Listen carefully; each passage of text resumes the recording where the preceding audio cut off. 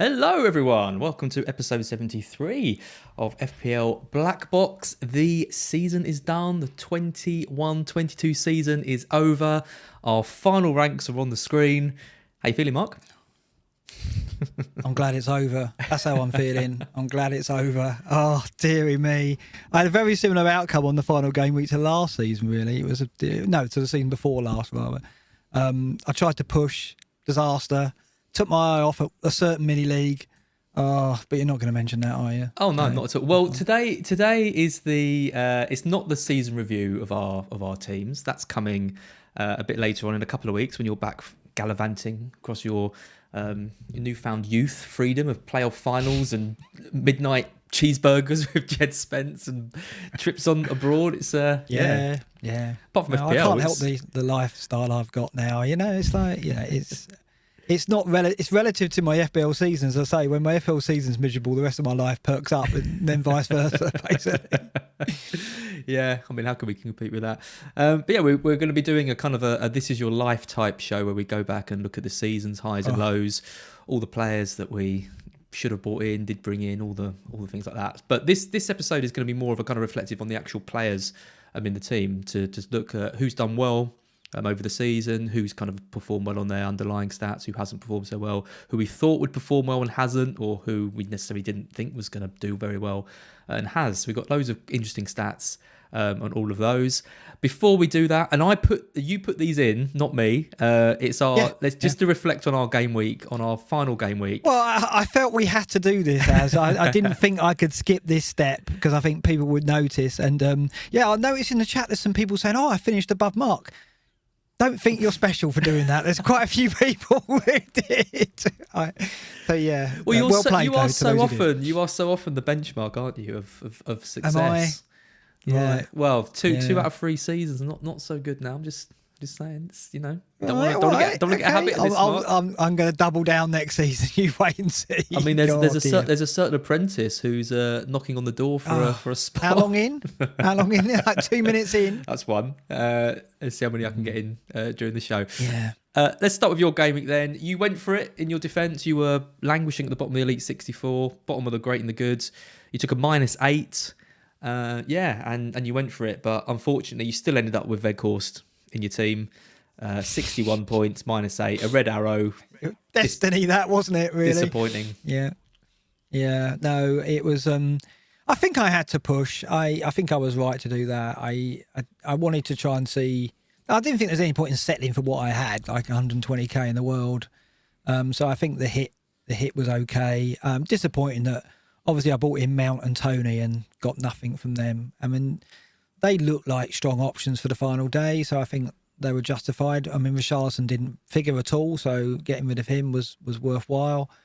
I didn't play Gordon, and he got 1 point. He was off the bench, so I never really thought Dina would get anything at City, so I think I'll be forgiven for not having Dina further up my subs bench. So in the end, I think the moves are justified. It's just, lo and behold, my transfers didn't come off. And I think we haven't got the data that Greyhead gave us for great and the good, but I can reveal now, and we'll be showing it in the post-mortem show, my transfers in terms of immediate returns were the lowest in the league. And I think that really, game week 38 was no different. My transfers, the players I brought in, were not effective.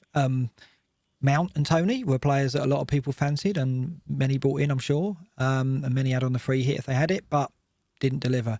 I could have gone Maddison, couldn't I? But I didn't. I went for Mount instead. So another decision I got wrong, but I'm not beating myself. I wasn't beating myself up about it until I got your WhatsApp message about, have you seen a certain mini league table? And then it got a little bit worse. Yeah. I felt a little bit more kind of down, should we say, about the outcome of the final game week.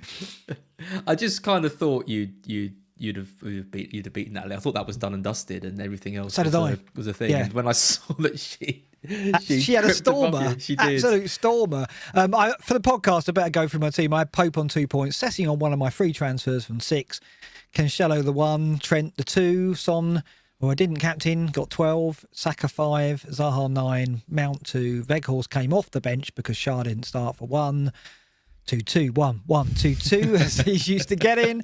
I've got to do that joke one more time because he's not in the league next year, is he? So I've got to do that. And Kane was my captain, so I had to push. No point in going Son. I think it was worth going Kane just to see if that would come out better. And it looked good first half, but then Son did his thing in the second half, and then Tony won. So 61 overall. Red arrow down to 156k in the world. My third worst season ever.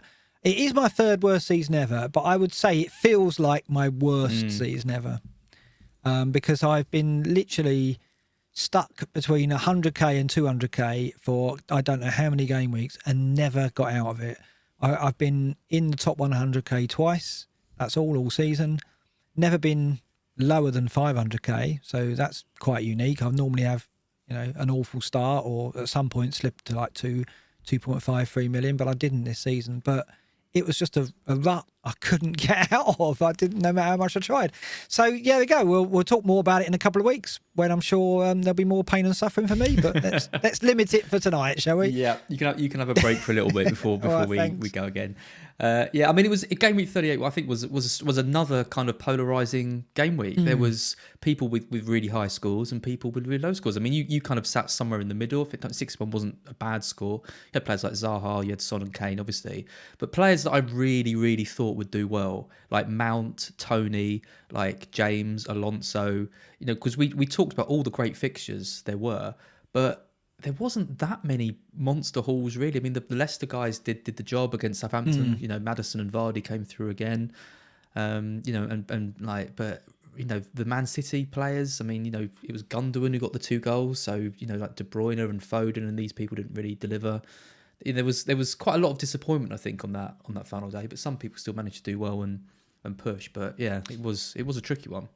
Yeah, we'd really built up the Chelsea fixture, hadn't we, I think? And so, for them to only do a 2-1 against Watford, no clean sheet for the people who doubled up on James and Rudiger or wherever they went, really, and no clean sheet for Liverpool for those who doubled up on the Liverpool defence. So, I think we thought there'd be surprise results, and there was. Not really surprise results, but certainly surprise score lines, should we say, that we didn't expect. Spurs delivered as we expected, and like you say, Leicester delivered as we expected. And if you went heavy on those two, you did well. If you didn't get both, then like me, you probably got an average score.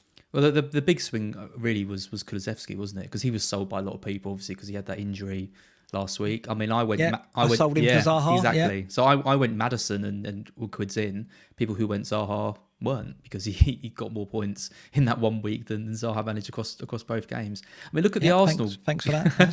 just mention that. But look at the Arsenal game as well. I mean, 5-1. I mean, Saka, how great he's been all season, just getting 1 assist. And you look at players like Cedric, goal and assist. Gabriel getting a goal. Odegaard gets a goal. Martinelli comes through again for people that have held on for him. It wasn't the players that we thought were going to deliver in a lot of these games. And imagine my surprise when Coutinho scored. Because I sold him for Mount, of course. That was so predictable, wasn't it? Yeah. Well, no, it wasn't really, was it? But I guess like, that kind of sums up, what to expect on the final day. Expect the unexpected. And so maybe I should have kept Coutinho and played him and thought, that's all right. Perhaps Villa can score. And, City had defensive injuries, so perhaps it was foreseeable that they'd concede a couple, but what drama on the final day as well, for Liverpool to have it taken off them, really. I mean, I thought they'd won it when City were 2 down. Incredible. Well, because I went for a draw, didn't I, and Liverpool to win, and Liverpool conceding in the first few minutes. I was like, oh, that's got to be that. And I think you went for a 2-2 draw, didn't you? I did. I did 2-2. Yeah. And it was I just didn't see City coming back into that game. I thought they were just completely off it, and Villa were playing really well. And we talked about Gundogan, didn't we, on the last episode? I was kind of saying I think he's going to go. Luke was saying that would be a huge loss, and I do agree with that. But he's been a bit of a bit part player after such a big season. But surely they hold on to him now after winning them the league. Oh yeah, he's a good player for them, isn't he? I mean, it's like if De Bruyne breaks down, they know he can take up the mantle to some extent, and I think he's their best kind of box to box midfielder for me. De Bruyne's not really box to box. He's a driving midfielder who scores his goals from range, but Gundogan has done what Sterling did. He crops up on that far post. He did it in that game exactly as Sterling used to. There he is on the end of that far post cross, and he's a gem of a player. I think from an FPL perspective, it's just a shame that we can't be assured of his starts. If we could, like we saw, the season before last. I'm calling this season last season now, by the way. Is that right? Then he would have been a great asset to own. Yeah, I mean, he got 8 goals, 5 assists this season, but he did go on a run of, he has played 90 in quite a few games, particularly at the start of the season, but yeah, drifted kind of in and out of the team. Let's quickly touch on I went down about... Yeah, let's quickly touch on yours, yeah. My team was Dubravka, Cancelo, Trent, Robertson. Good old Robertson coming back into my team after missing 2 games. Roberts, Bruno G, let me down. First time he's blanked for me in my side. Saka, Maddison, went captain Son, Kane, and Ivan Toney. And I've never been more confident on a player hauling than I was Ivan Toney, and he gets 1 point. So typical. I resisted hits. I was having a breakdown on the morning because there was these rumours about Richarlison being out, but I just didn't know who to go for. I was thinking about Wilson, but then I was like, I've already got 2 Newcastle. That seems like a lot. And I was going to go for one of the Chelsea fullbacks, and then it was like Alonso starts, Alonso doesn't play, James starts, James doesn't play. I just couldn't get concrete information about it. So in the end, I just left it and let Roberts come in, and he got 1 point. So, but then I was so worried that James was going to go big. Got an assist in the last minute, but yeah, it wasn't a disaster. So yeah, I finished 4,054. I'm happy with that. Very. If you'd said to me at the start of the season, I'd be that. I would have been taking it, but. I did a show with Praz and Sonaldo the other day, a Burning Questions video, and I was pretty much ranked exactly where the world number 1 was at around game week 30, something like that. And I had the chips left. So I know it's easy to moan, when you finish as high, but if I could have pushed on, I could have finished in the top 100, I think. Could have been a contender, is that what you're saying? Could have been a contender, but no, and I blame you for the game week 34. We talked each other into that. Yeah, it's incredible what the winner did, what Jamie did, because I don't think I've ever seen someone come from 1,000 in the world to win it. I think he was 1,000 in game week 33, and to make that gap up at the end was just an incredible feat. And yeah, I mean, massive congratulations to him. I think Savanis who came second, who won our league. Was very unlucky. Very unlucky though, because he obviously sold Coutinho on the final day and brought in Diaz, and Diaz blanked, and Coutinho got that goal, right? So like me, we wouldn't have expected Coutinho to get anything. Diaz looked a fantastic signing, just like Mount did for the final game week, but didn't deliver for him. So it was very tight on the day, wasn't it? But what was it? There was 12 points in it in the end. So Jamie won it by a margin. But yeah, it was an incredible feat to come back from where he was in the world to win that. So it gives, I mean, it does make you think, I wouldn't, if I was 1,000 in the world and game at 33, I think I've got a chance of winning it. If I was 200 in the world, maybe, but not 1,000, and I think it was 1,100. So it shows you what's possible, doesn't it? Yeah, because he had a dip. I mean, he was 382 in game week 30, and I was 555. And then he dipped and fell out of the top 1,000, like you said, in game week 33. So he was in 1,114. So I think I was probably ahead of him at that point. I was probably about 900th, something like that. And then obviously his season then went the opposite direction to mine, where he went from 1,000 to 700, 700 to 300, 300 to 10th. I mean, what a week he had in game week 36. Do you know how many points he got in game week 36?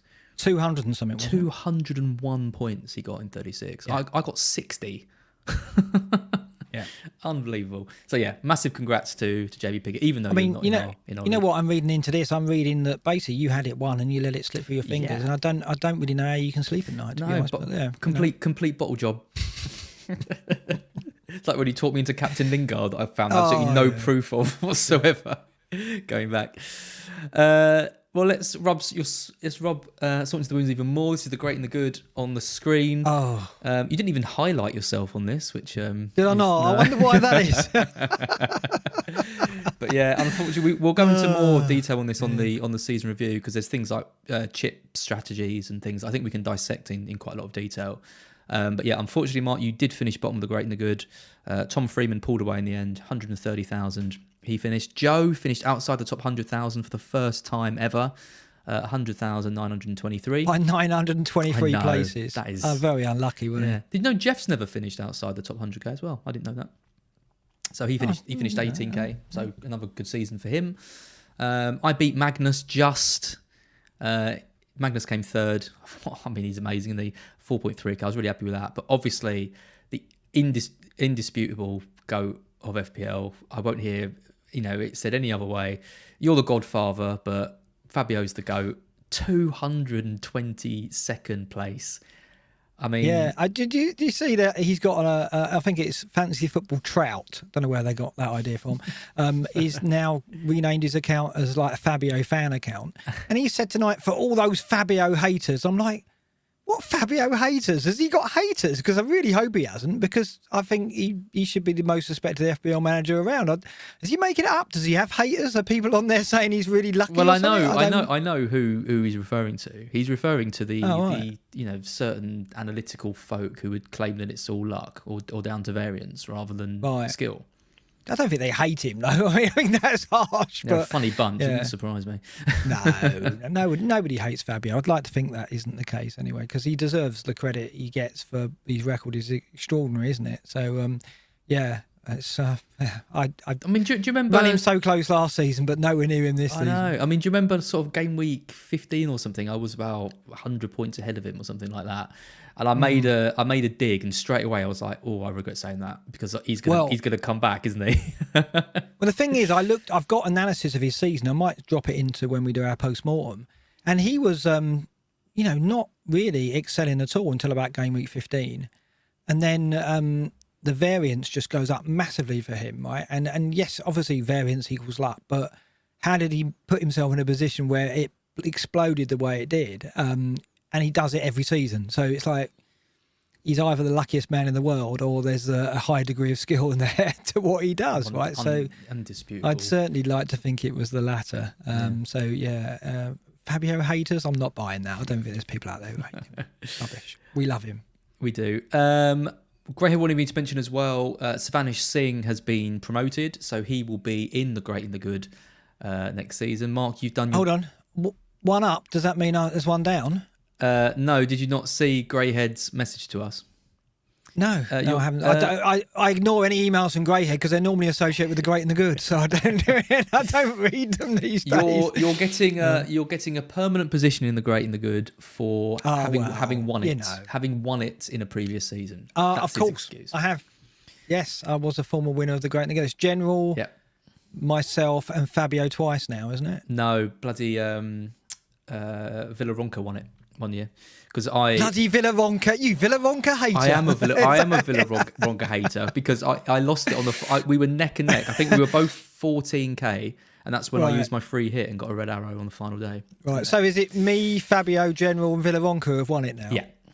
Oh, what a company I keep there. That's fantastic. I'm quite happy with that. I can't believe Villaronca didn't play this season. No, well, so I wonder if we'll see him come back next year. Maybe I hope so. Hopefully, he just took a break to renew his feud with you. I hope he does. That he doesn't know about or know anything about this community at all. Probably. Or no, he doesn't know who you are. Or anything. We like to pretend. Yeah.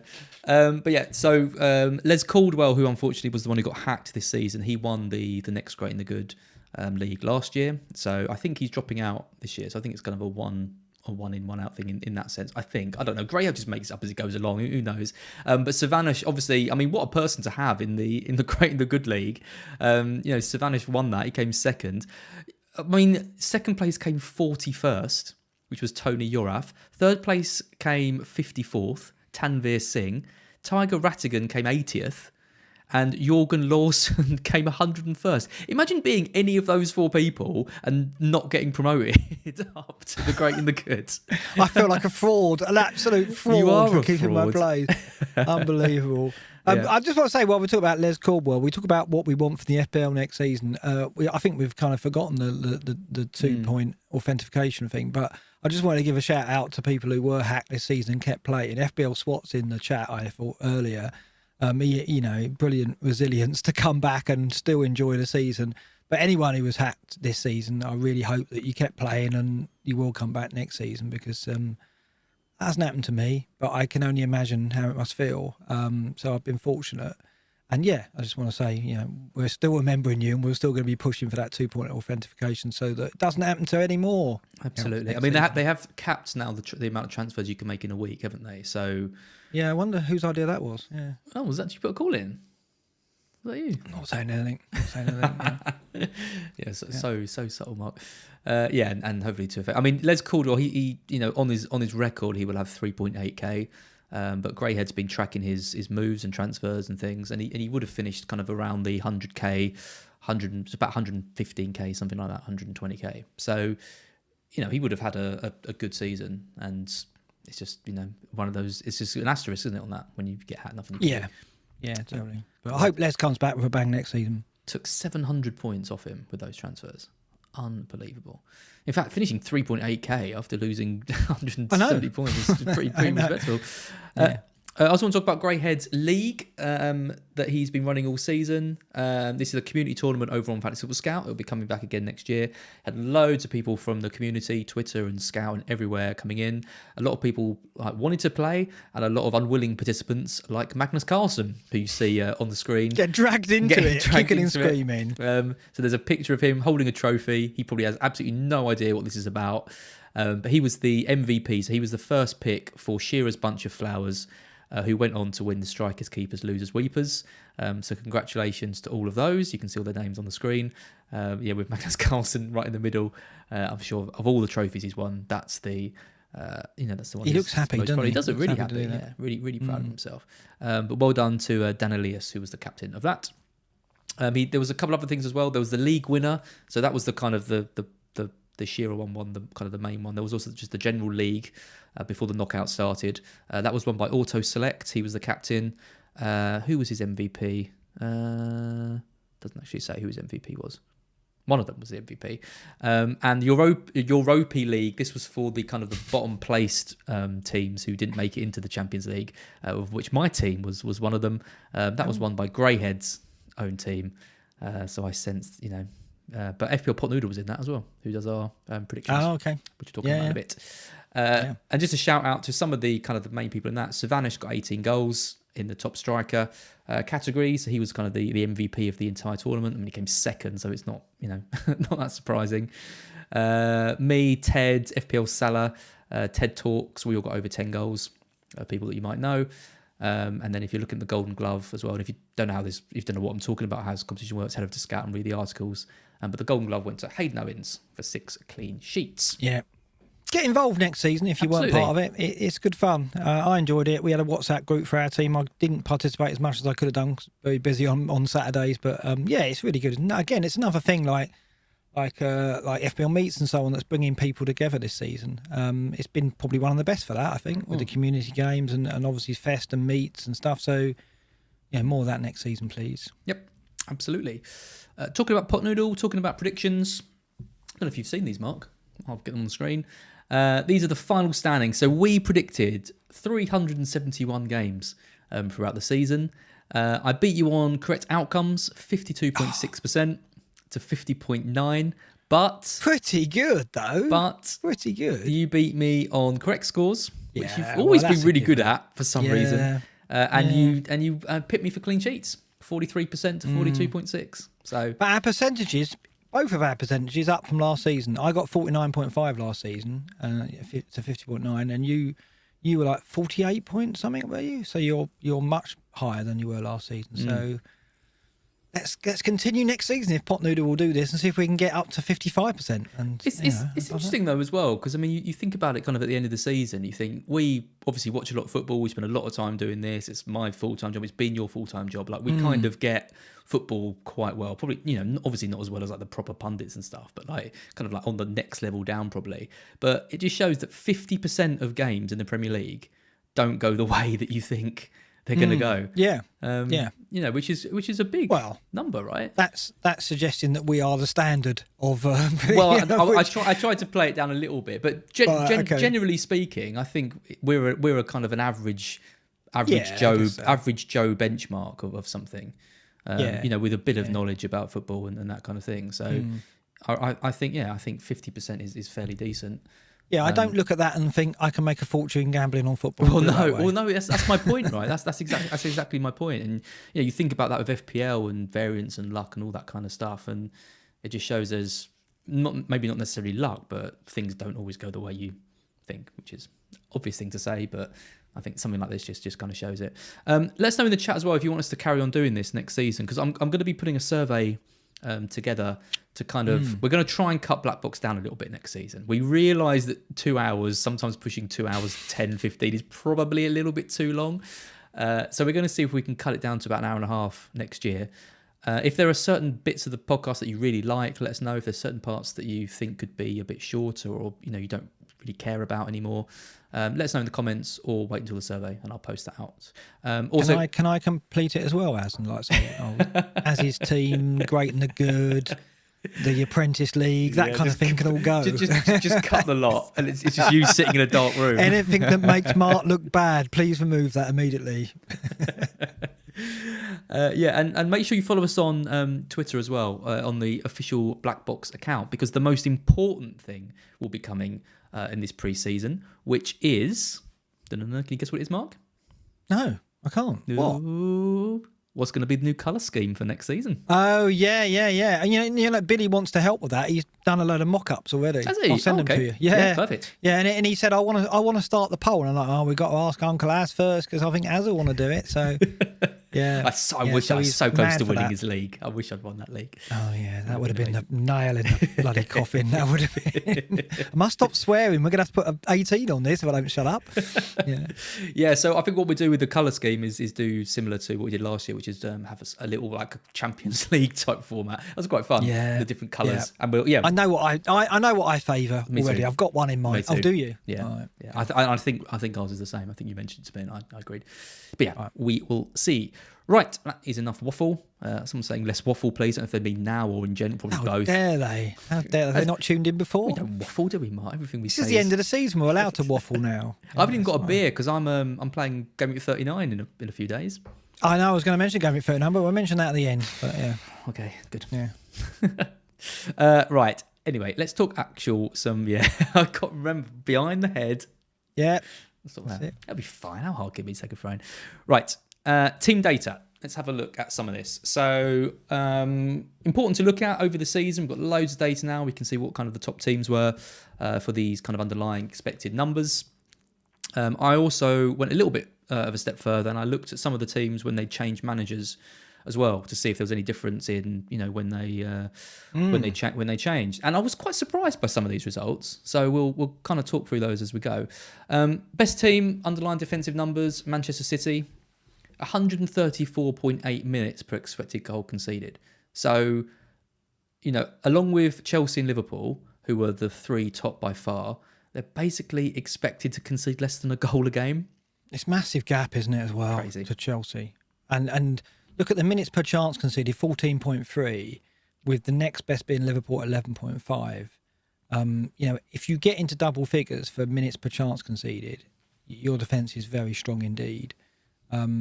Minutes per big chance conceded, 85.5, so one big chance per game, if you're lucky. Chelsea and Liverpool second on 69.8, respectively, both of them. Yeah, I mean, this says that the City defence was by far the most superior over the season, and we kind of had Cancelo and didn't have to think about it much. Then we dipped in for a second one towards the end, didn't we? We did, yeah, and I guess the attacking options were kind of difficult. I mean, I think Foden had a disappointing standard FPL-wise, but I mean, I had him for periods where he did well, but you had to be on him at the right time. He wasn't that kind of ever reliable, consistent player. De Bruyne only hit it kind of towards the end, and everyone else was kind of a no-go, really. So it really was the defence where the kind of, the things are about 134.8. I mean, that is just absolutely crazy. I mean, the thing that really struck me with Man City, Chelsea and Liverpool being at the top is that they're also, and arguably with Spurs, they've got the three most attacking defenders as well. So not only are you getting literally the three best defensive sides in the league, you've also got the three most attacking ones in James, Cancelo and Trent Robbo. It's the perfect blend. Yeah, and the Spurs wing-backs as well. Yeah. I mean, it's interesting what Conte's impact has been, up from 11th to 4th in his time. So that's the biggest one by far of all the managers that have come in. That is by far the biggest shift in any stat that I saw today. And we saw it, didn't we, with Doherty and Sessegnon emerging as options for us towards the end of the season, which hopefully they can take that into next season. I'm not sure there'll be big price hikes for the Spurs defenders. They might get a 0.5 each, but I think that's about it. So I think there's going to be value there in the Spurs defence. I think if you can't, we've got some templates that I've built we might look at the end of the show, but I think if you can't stretch to Man City, Liverpool, I think everyone's going to go for a City and a Liverpool defender, and then they're going to want Chelsea. But I think a Spurs wing back, if you can't afford James or Chilwell, is going to be a decent, it's not a massive downgrade maybe, because look at this number, look at how the impact of Conte this season. So I think we're going to go into next season with a lot of options at the back. But I think you've got to predict that wing backs will own it, right? We're going to look at the defensive players in a minute. But those three teams, I think City, Chelsea, Liverpool, and then Spurs are going to be the focus of our transfers in defence ahead of game week 1. What about Palace? What do you make of that? I mean, didn't really deliver the clean sheets or the points. I think when we look at defenders later, their defenders are like mid-table, but still, the best of the rest, if you like. Do you think they can deliver clean sheets next season? I think it's incredible, isn't it, to have these numbers? I mean, the company they're in: Man City, Chelsea, Liverpool, Palace in 4th, and then Spurs, Arsenal. So you've got United down in 11th, but every other team is the top sides really that you'd expect to be right up there, and then Palace just sitting there in 4th. Not really been an option, have they? Because obviously defence hasn't really got any attacking potential, and it's been so good, and also they've just conceded lots of goals when the underlying numbers are good. You got burnt by Greater time and time again. I agree with what Luke said last week, which is I think if they bring in a new goalkeeper, or if Greater stays there and is priced at 4.5, but my sense is they'll probably bring in a new goalkeeper. If they come in at 4.5, they're going to be the bargains of next season, because if they can carry on these numbers, they're going to get the most clean sheets of all those picks. So I think the Palace keeper stays at 4.5. Do you think it goes up to 5? Yeah, no, I don't think they're going to get hiked for the reason you said. I think the data's good and suggests an upturn next season, so there could be a bargain in there, right? There could be a 4.5 defender. Could we see Ferguson getting into the team?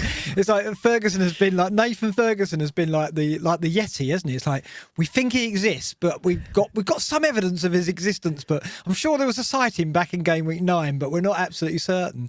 If he absolutely makes it onto the pitch and becomes an option, he's going to be like 4 million. It's amazing because I do the team news with Neil every week. Yeah, and I said to him, he's the most mentioned player that we do, because every week it's a new update. Nathan Ferguson is still out.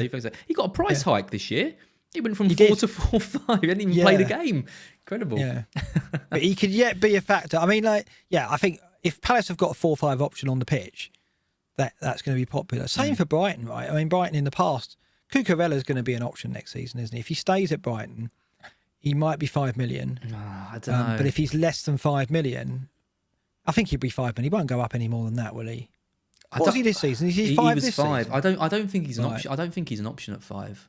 Even when he was playing at wing back, he didn't have the numbers in him. He didn't have the underlying stats. He didn't have the goals. No, assists. but it's like Lamptey, right? Both of them. You'd look at both of them pre-season and think they are going to get forward and offer you plenty. I just think we've got to expect Brighton in attacking terms to improve, which will surely mean Cucurella and Lamptey will improve. And they'll be dragged with it, won't they? I mean, it depends what Potter's long-term plans are for Cucurella, because he ended up playing in the during our best run. Yeah, he was in a back three with Trossard at left wing back. So if that's something he's going to carry on experimenting with and trying next season, or if he's going to bring a new wing back in because maybe he doesn't like it, I don't know. It's all down to Potter. It's so hard to kind of. I look at this and think Palace and Brighton and maybe Villa will be the source of our kind of mid-price and low-price defenders. If there's a 4-5 in any one of those three teams, they're in our team. I mean, what do you make of Cash and Dina for next season? Because Villa are 8th in this table, 67.8, just behind Brighton and Arsenal. So in the top echelons. And they did well when Gerrard. You haven't put Gerrard on. No, I should have done. I forgot about Gerrard. But they have picked up data-wise defensively, I think, when Gerrard came in. And Cash, of course, was fantastic on over the final second half of the season, delivered on the final day as well. I mean, they don't play wing backs, but Cash and Dina do provide the width, don't they? Because Villa are very narrow. If that continues, because they're so narrow and the fullbacks get forward. I mean, Dina, is anyone going to go there again? I think Cash will be the one, right? So, where do you expect to see them next season in terms of value? I really like Villa. I think Martinez comes down to 5 as well, and I think he's probably the goal. There's always a goalkeeper that you kind of you get tempted by at 5 million. You want to get a 4.5 goalkeeper at the start because you want to save the money. But then there's always a 5 million who you're like, oh, that guy could be quite good value, and he could be if Villa can get back to where they were. But I think you're right though. I think you don't go for Martinez because I think if you are playing 4 at the back, I think Cash could be an absolutely brilliant option. I mean, he's going to be 5-5 again, isn't he? Yeah, I think as I see it, I think you've got a choice to go Cancelo, Alexander-Arnold, and James, and a 4-5, or you go Cancelo, Alexander-Arnold, and Cash, and a Tottenham wing back. Right? So that's pretty decent. So yeah, I think we'll look when we get to the players, but I think the top 10 here, Brentford are interested. Got the wrong badge. I just spotted that. I've got the Brighton and Brentford. It's been badge. like that for a few weeks as well. Has it? It has. I know. I keep meaning to change it, and then I just keep forgetting. Your OCD would have kicked in there. I've got used to it, I think you go below Villa and you start. I don't think we're going to be looking at Brentford and West Ham United. I mean, United under Ten Hag will be interesting, but we need a bedding in, don't we? So there's enough here. There's enough with Palace, Villa, and Brighton, I think, to offer value next season to complement what City, Spurs, Chelsea, and Liverpool give us. So I think it's going to be a good season for defenders. I think most will go into the season looking to play a 4 at the back. Myself. Yeah. Well, look at Leicester as well. Right down in 17th. Minutes per XG conceded non-penalty of 53.7. So only Watford, Leeds, and Norwich were worse than that. But no Europe next season. Justin, I think, could be some bargains there. There could be some bargains. Their prices are going to come down quite a lot. Yeah, I like the look of that. I mean, this is one of those ones where the numbers don't really suggest it, but I think you've got to look at it on this season. They've had all these injuries and Europe and all that kind of stuff. Leicester, I think, are a team we've seen them now full strength for the last few games, beating teams heavily, looking better solidly. If they can sort out the set piece thing, because they just seem to concede from every set piece for some reason. If we get a new set piece coach in the summer, work on that, I think we could see some bargains from them as well. Yeah, I mean, you've got to think over the summer, Rodgers is like, what should we practice? We conceded loads of goals and we were terrible on corners, but maybe, it's going to be obvious, isn't it, what he's going to spend his pre-season improving. It's the defensive stats. It's going to be, we've got to bank on them improving on this position. In terms of their defensive stats, so we've got to bank on them having some value in their squad, the defenders. So there'll be a 4-5 at Leicester worth getting. Yeah. I just mentioned some of the other sort of changes that I looked at, managerial changes. So I looked at obviously when Ranić came in, there was an improvement. They went from 15th on the defence. So this is all on the minutes per expected goal. Did you check that? Did you? I imagine you went. Am I sure about that? I checked it 3 times. Yeah, went from 15th to 10th. So there was a notable improvement. I mean, the results didn't really improve. They ended up about where they were heading for under Solskjaer, I think. Anyway, they conceded lots of sloppy goals, but the underlying numbers did indicate that they conceded more goals than they should have done. And if you look at the attacking numbers as well, they didn't score a lot of goals that they should have done as well. So I won't bore you with my thoughts on Ranić again, but if you look at it purely from underlying stats wise, these players really did let him down at kind of key areas and in the most important parts of the pitch, letting the goals and not scoring them. Howe, I mean, no one was really expecting Howe to have a massive impact on defence. They went up from 11th to 10th on the list, and Lampard actually had a negative effect on Everton. They went from 15th to 16th on the underlying metrics, which I don't think anyone's surprised with, to be honest. I think Newcastle, we haven't mentioned them yet, but again, they'll be on our list of potential mid-price or cheap midfield defender options, weren't they? Trippier at 5, if he is at 5. Maybe he'll be 5-5. What was he? What did he come in on? Did he come in on 5-5? Trippier was 5. Trippier, yeah. Trippier was 5. He was 4-5, yeah. I can't see him going up next season. I think he'd be 5 again. So it'd be a shame if they did. I think he's going to be. Yeah, it would, because I think. Well, we'll look at it later, won't we? And we'll talk about what the FPL need to do to kind of spice it up for next season. But yeah.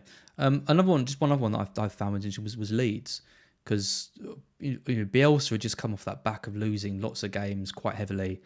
Marsh came in. Everyone kind of thought that the defence would be the first priority, but they didn't improve under Marsh, under the underlying stats.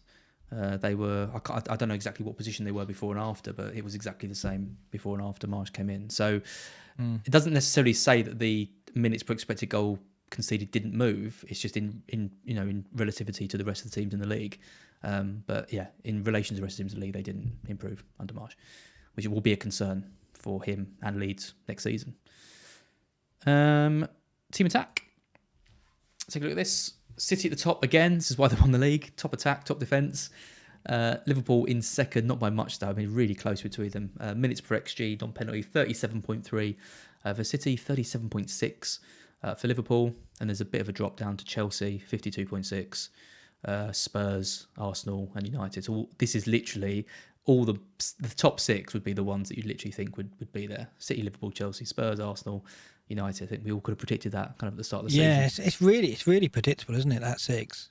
I thought West Ham might break into it, but wasn't to be in the end. So, yeah, I don't know what really to take from this. I mean, we know that those first three. I mean, Chelsea really weren't an option to us attacking terms, were they? That's the thing. The numbers are great, but they never presented us with a viable attacking option. And I guess you could argue that City didn't until the end with De Bruyne. So it was all about Liverpool in terms of our FPL teams and getting in on their attacking potential. I hope that changes next season, right? We hope that City and Chelsea present us with a viable mainstay in midfield or up front. And obviously Haaland's going to be what people expect it to be. Erling Haaland. Never heard of him. Right? No, he's pretty good apparently. Yeah. So, yeah, it's no surprises at all in that top six. I guess United, perhaps, that they made it, given that they had such a torrid season. And West Ham tailed off as European toils took their toll. I think they obviously deserve a mention. But, yeah, it's what we expected, really. Brighton, mid-table, 13th. Leeds, mid-table. I probably expected more out of Leeds. I think what we did see under Marshall is they were a bit less expansive, weren't they? Well, they were less expansive and not as attacking. But I am absolutely chuffed they stayed up, because I do hope next season they're revived as a source of FPL talent, because I love having a Leeds player, attacking player in particular, in my team. So hopefully Rafinha gets given a bit more freedom and Bamford comes back and is an option. Obviously we expect Rafinha to leave, but we'll see. I think it's a massive credit to the Leeds players for managing to stay up. I mean, obviously it's been a really poor season. I think in prediction tables I had them finishing top half, kicking on under Bielsa and all that, and they lose Bielsa, their kind of cult hero. They get all these injuries and stuff. But the fact they've managed to, I mean, I don't know how they did it. I did not expect them to stay up going into that Brentford away match. So fair play to them. Amazing result. So yeah, I think if they can make some additions, get their players back to fit. I mean, what happens to Rafinha is going to be. So I can't imagine he's going to stay. I think there's going to be too many big clubs looking at him. But if they do manage to keep hold of him, then amazing. But yeah, it'd be interesting to see what happens to them next season, because the Marsh effect doesn't look like there is one. Their defensive data was about the same, and their attacking data went down a little bit. So it wasn't like he came in and there was suddenly this massive improvement in Leeds. And you only have to look at the results and the discipline problems they had and that kind of thing. They just pulled it out the bag when they needed it. I think the effect was that they were more able to not lose games, basically. And that didn't really materialise in improved defence or improved attack. If anything, I think it dented their attack a little. And I think I worry that a Jesse Marsh side won't offer us much in terms of FPL potential. But hopefully I'm proved wrong, because I want to be. So Yep. And then just looking at some of the other ones. So looking at Spurs, they were fourth on the list before Conte. They were fourth on the list after Conte. Looking at United, I think they were sixth on the list before Rangnick and sixth after. So no big changes there. And Everton as well. I was surprised with that. I mean, I think we questioned Lampard's sort of defensive acumen, but I think we thought he would make Everton into a more attacking side, but didn't really. No real impact sort of in relation to the other sides. Again, they stayed exactly where they were before and after Lampard. So the new manager, and Howe as well. I mean, Howe took Newcastle from 17th in terms of minutes per XG non-penalty to 16th.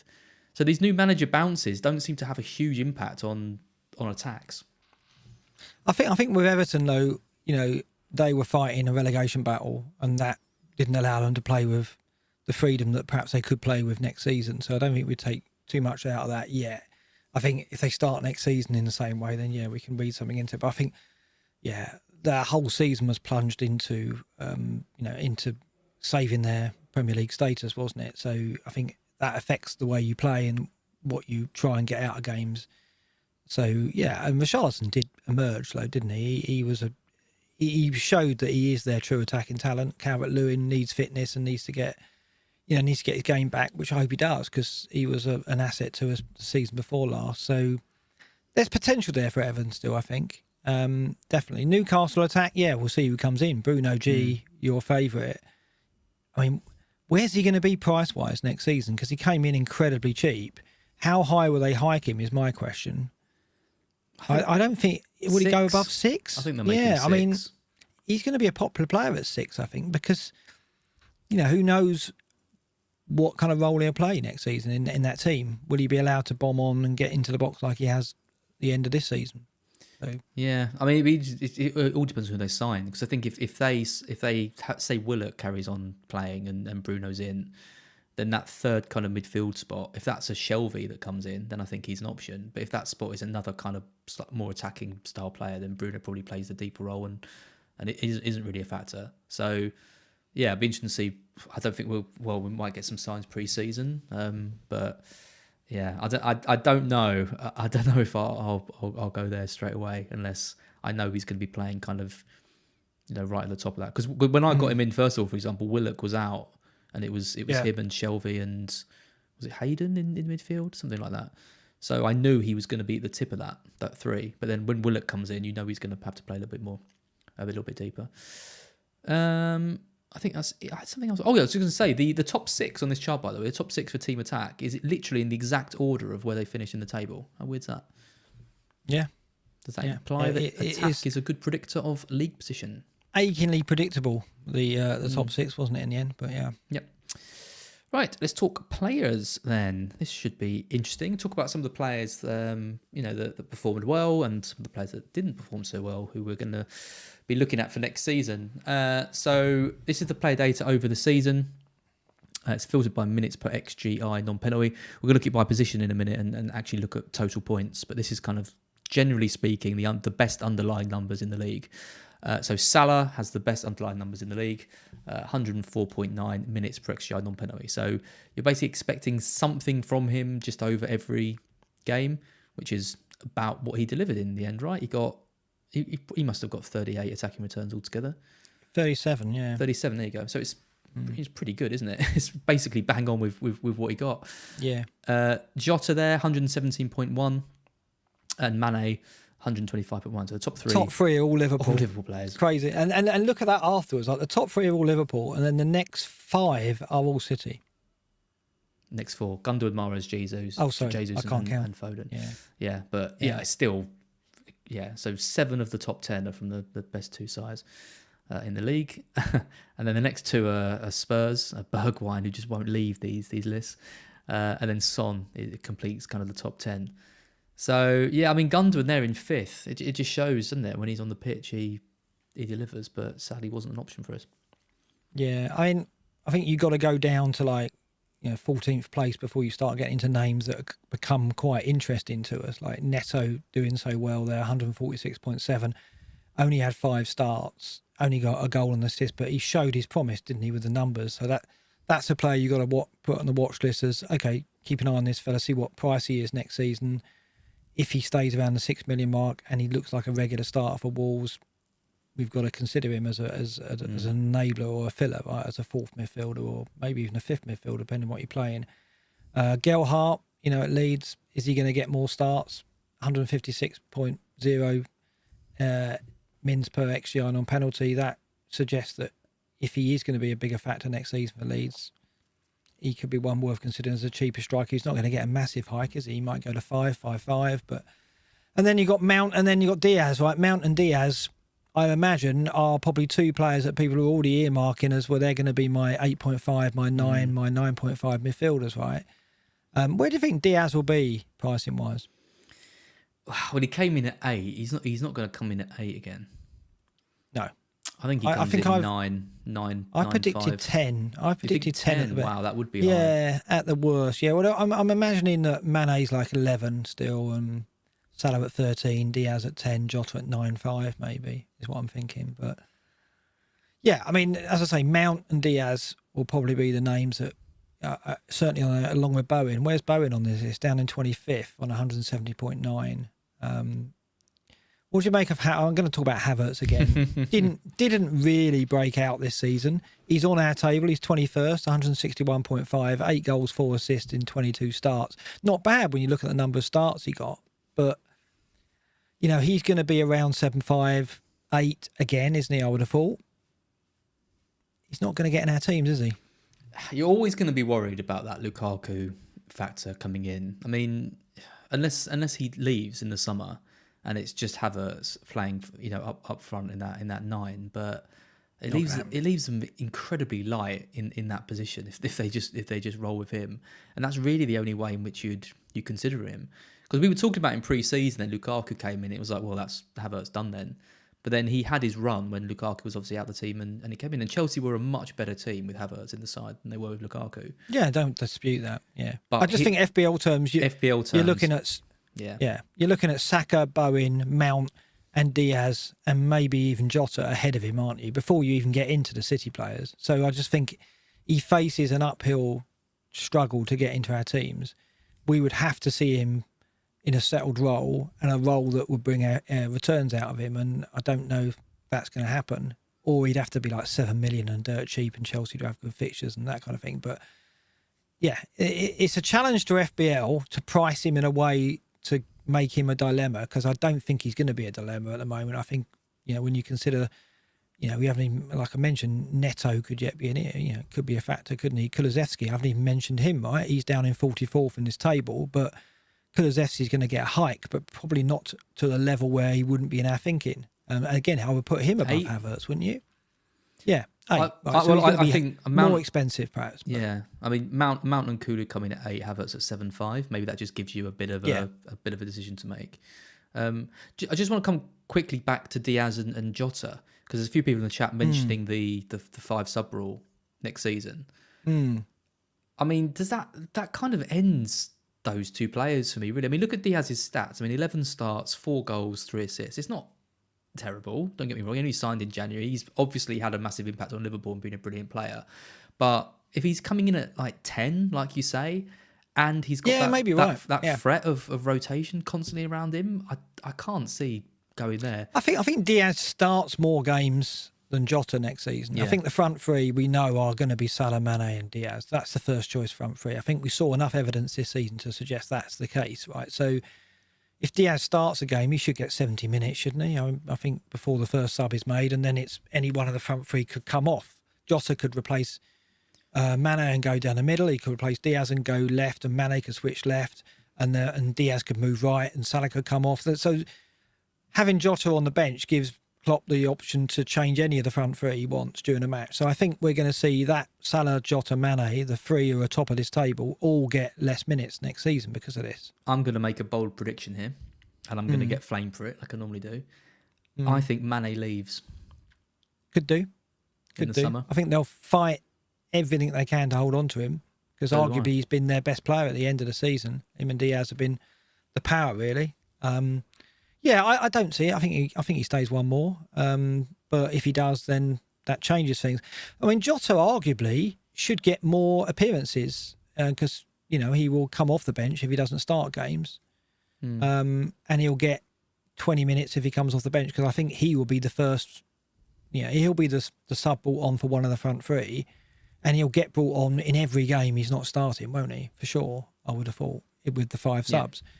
So does that change it? I guess, yeah. I think this, maybe I was wrong with the Diaz pricing. Maybe they can't price him at 10 for that reason, for what you say. Maybe that has to be a factor in a lot of players. Like Mount, for example, can't be hiked too much because he's going to get fewer minutes because he's going to get taken off.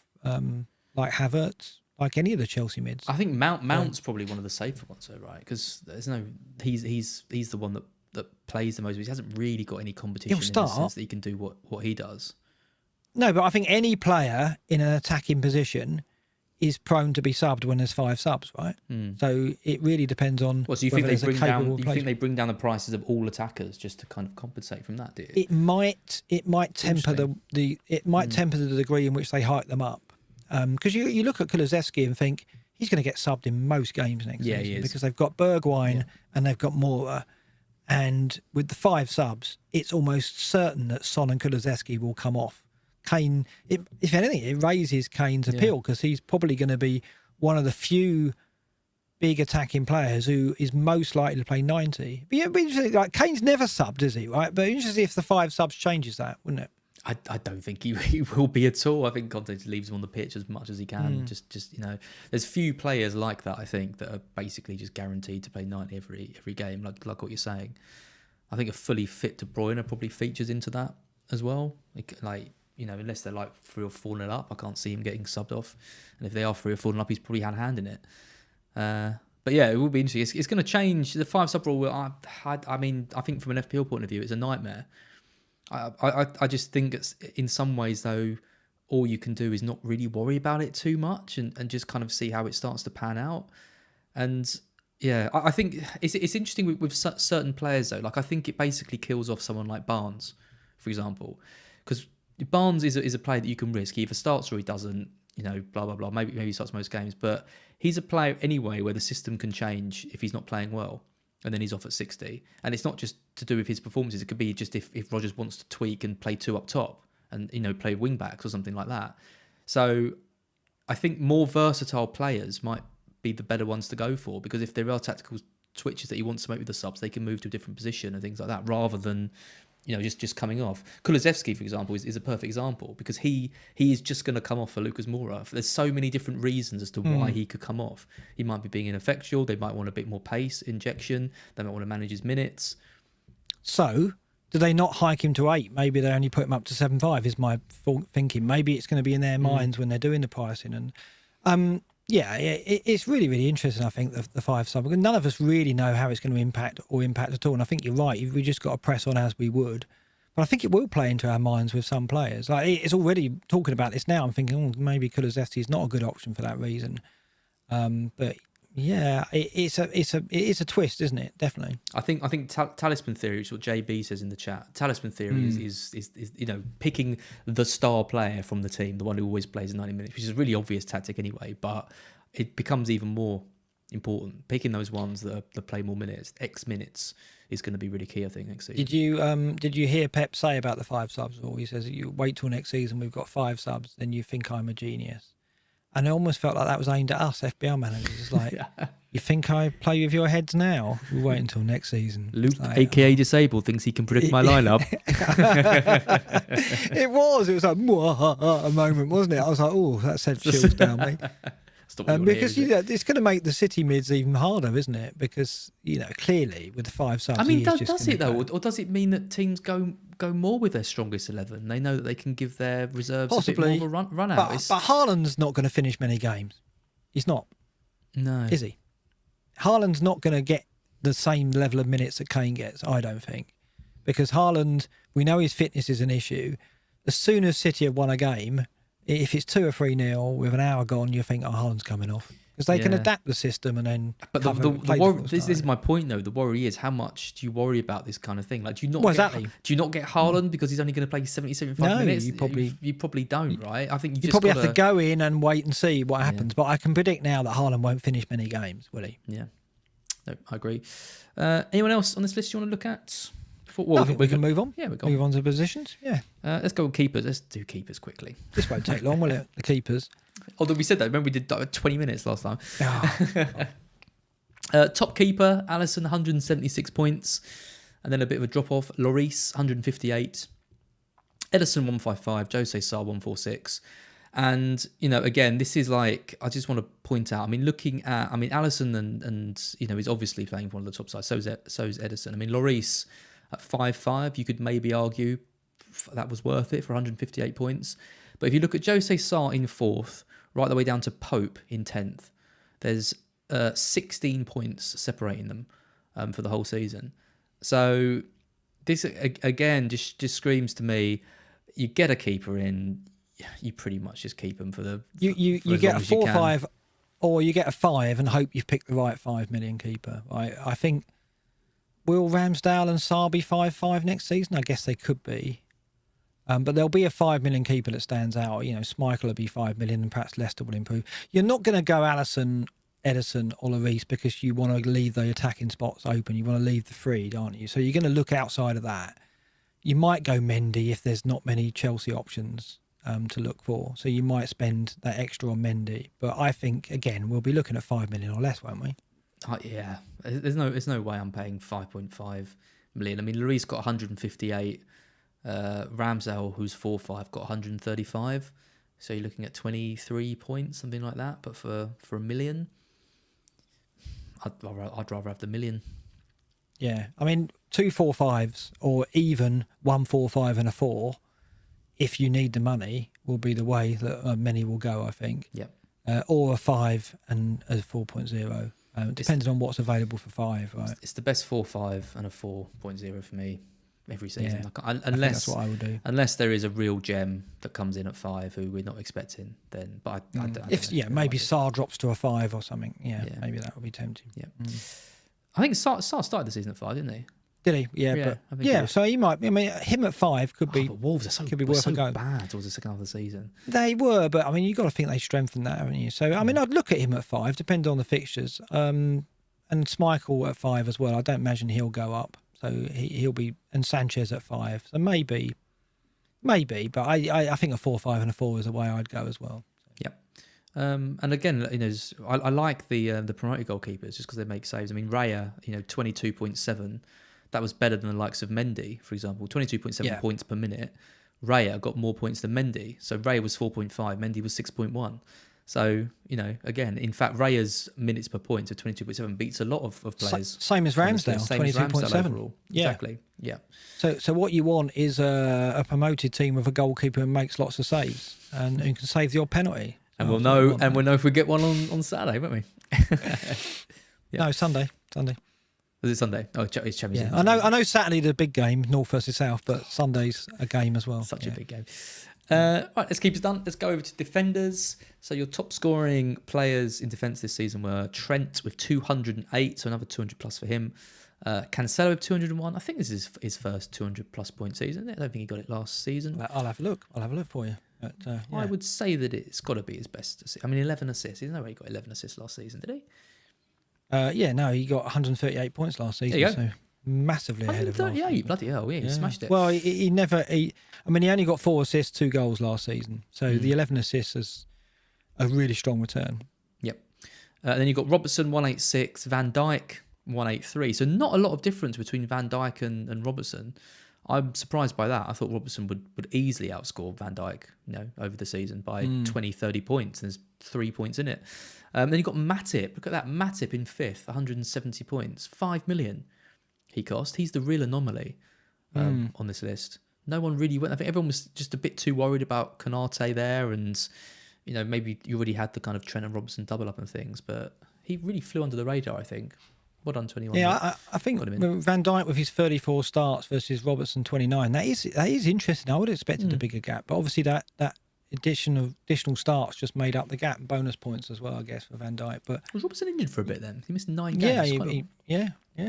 He missed the start of the season, didn't he? Because Simicast. Yeah, Simicast was in. Yeah. So I mean, I think you go down to Cash in 8th. That's the name that starts, and obviously we're expecting Reece James and Chilwell. I mean, Reece James is in 10th here, 141 points, but 13.2 minutes per point is in the top 10, and it's better than Robertson at 13.7. It's the best. It's better than Trent at 13.7. It is the best, other than Doherty down there on 13.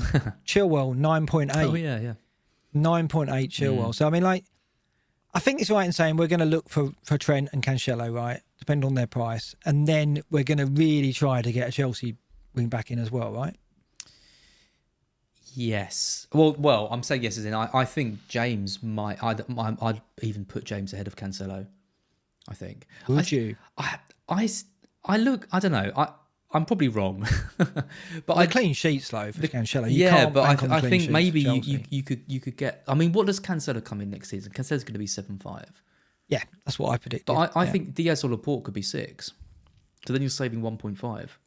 Yeah, and I hope that's the case because then we've got that dilemma. I think I'd prefer to save that 1.5 with Diaz over Cancelo than I would Rudiger not Rudiger, whoever's going to be at centre back for Chelsea, and James or Van Dijk. Where do you think James is priced? Because will he be 7 then? Do you think? Because I've got him at 6.5 because of the injury record, right?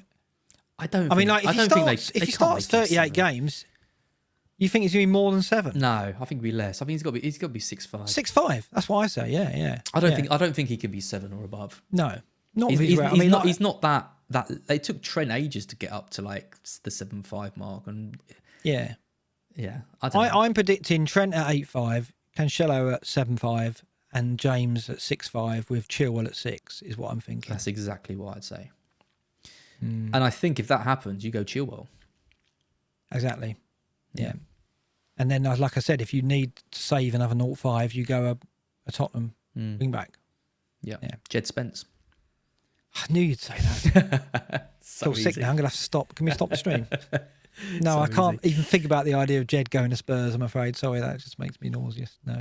He'll be in the Premier League, but hopefully with us. But, yeah, I hope so. Cash as well. I mean, Cash will be 5. Well, I don't think Cash can go up to 5.5. No, I think there's going to be Cash really will good be options. 5.5. You think he will? Yeah, I think so. That'd be a shame. Because Martinez is going to come down to 5, and they'll push Dean and Cash up to 5.5. I think. Yeah, you might be right. It could be the Spurs wing backs that are the value if you can't stretch to a James or a Chilwell. But I think going big at the back, it's something that we look at every season, right? And I think it's going to be a big thing from the start next season. I really do. Even though we're going to want to get Haaland and the heavy hitters in midfield, I think there will be many, many people looking at least getting the 2, Trent and Cancelo, and probably getting a third in James, and then having to go cheap with the other 2 spots. I think that's the way that most are going to go. And hope. I mean, as we'll see later, the crucial task when pricing is making sure that we don't give away any 4.5s or 4 millions, right? That we don't miss any. I mean, it'll be great for us if they do, but actually it won't be great for the season, because if there's a 4 million player that is starting every week in defence, that will just enable us to get a template heavy hitter team. And so I think that's the crucial bit. It's not maybe pricing up the heavy hitters. It's actually making sure we don't get a 4.5 or a 4 million defender who plays every week. Imagine Simicast got a move, a loan move. I mean, that would be crazy. I mean, his data's fantastic. I think it's really interesting though, this kind of stuff, because a few seasons ago we had the wing backs in. We had like Alonso. I think Van Aanholt was doing really well. We had like Ben Davies at left wing back. That's when Conte was at Chelsea, and they all started copying him to try and bring the wing backs into things. And I did well off that. I bought in the wing backs and they did well, but people were still reluctant to switch formation. And I think we'll see some reluctance again to do that. I think a lot of people are going to be reluctant to go into 4 at the back. Definitely 5 at the back is going to still be a differential next season. Oh yeah, 5 at the back will. It depends. Like if there's a good 4.5 or 5 million midfielder, then 3-5-2 might be the way to go. But for 3-5-2 to work, there's got to be a good cheap midfielder or 2 and a good cheap striker. And if Mitrovic is 6.5, I think 6.5 is too expensive for your cheap striker. I think you're going to want a 6 or a 5.5 or a 5 even. Right? And is there going to be someone in that bracket? I can't see any 7 million forward or under outscoring Trent, Cancelo, Robertson, James, exactly. Chilwell. I think these are all defenders who are going to get close to 200 points if they're fit. Like if you manage to find a 7 million striker who gets anywhere near 200 points, you've found a. I mean, how many did Bamford get last season? He must have been around it, but he was a real anomaly. Well, we'll see later on. Did you put that screen in about the decline of the strikers forward? So that shows you exactly what how it's dipped. It could be a very real possibility for me to go 5 at the back at the start of next season. 5. Yeah. Wow. Yeah. Because I just think even if they're 7.5, I still think they're incredible value, and they're gonna be better value than a lot of players. But let's go on to the midfielders now. So bear that in mind. Bearing in mind a lot of these defenders are going to be getting close to 200 points. Let's look at the midfielders over the season. So the top 3 are Salah with 265, incredible. Son 258, unbelievable. Then it drops off significantly. So then you've got Bowen next, 206. So Bowen had an absolutely incredible season from midfield, but he got 5 more points than Cancelo, for example, who's in defence. So, I mean, Bowen got 17 assists and 12 goals. Cancelo got 11 assists. Like, there's no comparison just in the terms clean of sheets. in terms of the thing. And who would you bank on delivering next season? Would you go on the City left back who is going to get 18, 17, 16 clean sheets, or would you go Bowen who's got it all on to repeat what he did this season? He might do. He might well flourish again. He might even kick on. But I'd rather bank on Cancelo at 7.5. Well, that's what I mean. I mean, there are going to be midfielders that get close to 200 points that we don't expect. It's kind of hard to call though. Whereas I can't see City's defence getting any worse next season. It's not going to dip, or is it? Trent No. or Robertson not being as attacking as they were last season. James and Chilwell are playing at wing back aren't suddenly going to stop delivering assists and clean sheets. The defensive data is good. Like this is what I mean. I think it's changing. It's completely changing the landscape of how we need to look at this kind of thing. Maybe we are going to have more like 6 million, 6.5 midfielders because we want to get the big 3 or 4 defenders in. So maybe there is something in that. Yeah. One player I really want to mention though is my favourite player in FPL, which is James Maddison. He's not really my favourite player in FPL. I rarely own him. He's just one of my favourite players in the league. Points. We always questioned whether Maddison could have that breakthrough FPL season. I mean, Leicester basically build the team around him. They have to because he's that kind of number 10 role. I always doubted whether he could get to this number. 181 points in Leicester's struggles this season, I think, is an unbelievable return. I mean, he kind of did it in a covert, stealthy way as well, because he's done it in bursts, hasn't he? He hasn't had a sustained run of starts and returns. 28 starts, 12 goals, 11 assists, 13.6 minutes per point, which is right up there. It's up there with Jota. It's in the top 10 for all midfielders. Yeah, I mean... Yeah, even now when you say it, like, where's he going to get hiked to? He's not going to get a massive hike. Is he, 7.5 maybe? So I mean, they could price him at 8, but I think that would be a real shame. No. I think 7.5 would be a good price. 7.5, yeah. So this kind of lends itself to maybe only having one of Salah and Son, and then spreading across the likes of Maddison and Saka and Bowen, and perhaps having like some mid-price. I would class them as upper tier mid-price midfielders. So I think it's easy to say we're going to want Salah and Son, but maybe when you look at if they're clever with the pricing, maybe not, because Maddison definitely has got to be in our thinking, hasn't he? Particularly Leicester, we expect to kick on. It's just his fitness again, isn't it? Do you think that's still a doubt going into next season?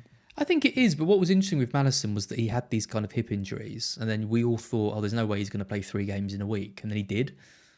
And then he was out a bit, he was out for a couple of weeks again. But then when he came back from injury, he seemed to be back from it. He wasn't kind of coming in a bit jaded and needing his minutes managed. He came in, fully fit. So I'm hopeful that over the summer he's going to get that sorted. He's not going to be going to the World Cup, so he's going to have that break as well. No Europe. I think he's going to be a big player for us next season. Good point. Yeah, the World Cup as well is a factor, isn't it? In certainly our approach to the second half of the season. Yeah. And we haven't talked about United under Ten Hag much, but obviously midfield is where we might be interested. What do you make of the potential for Bruno and Sancho to improve on this season? Because it shouldn't be too difficult. Bruno, 151 points, 35 starts, 10 goals, 7 assists, minutes per point, 20.6. He was in the top 10 for minutes per chance created, but nowhere near the top 10s for anything else. And then you look at Sancho, right down in 53rd on our list, 91 points. Sancho started 20 games, 3 goals, 4 assists. Very disappointing.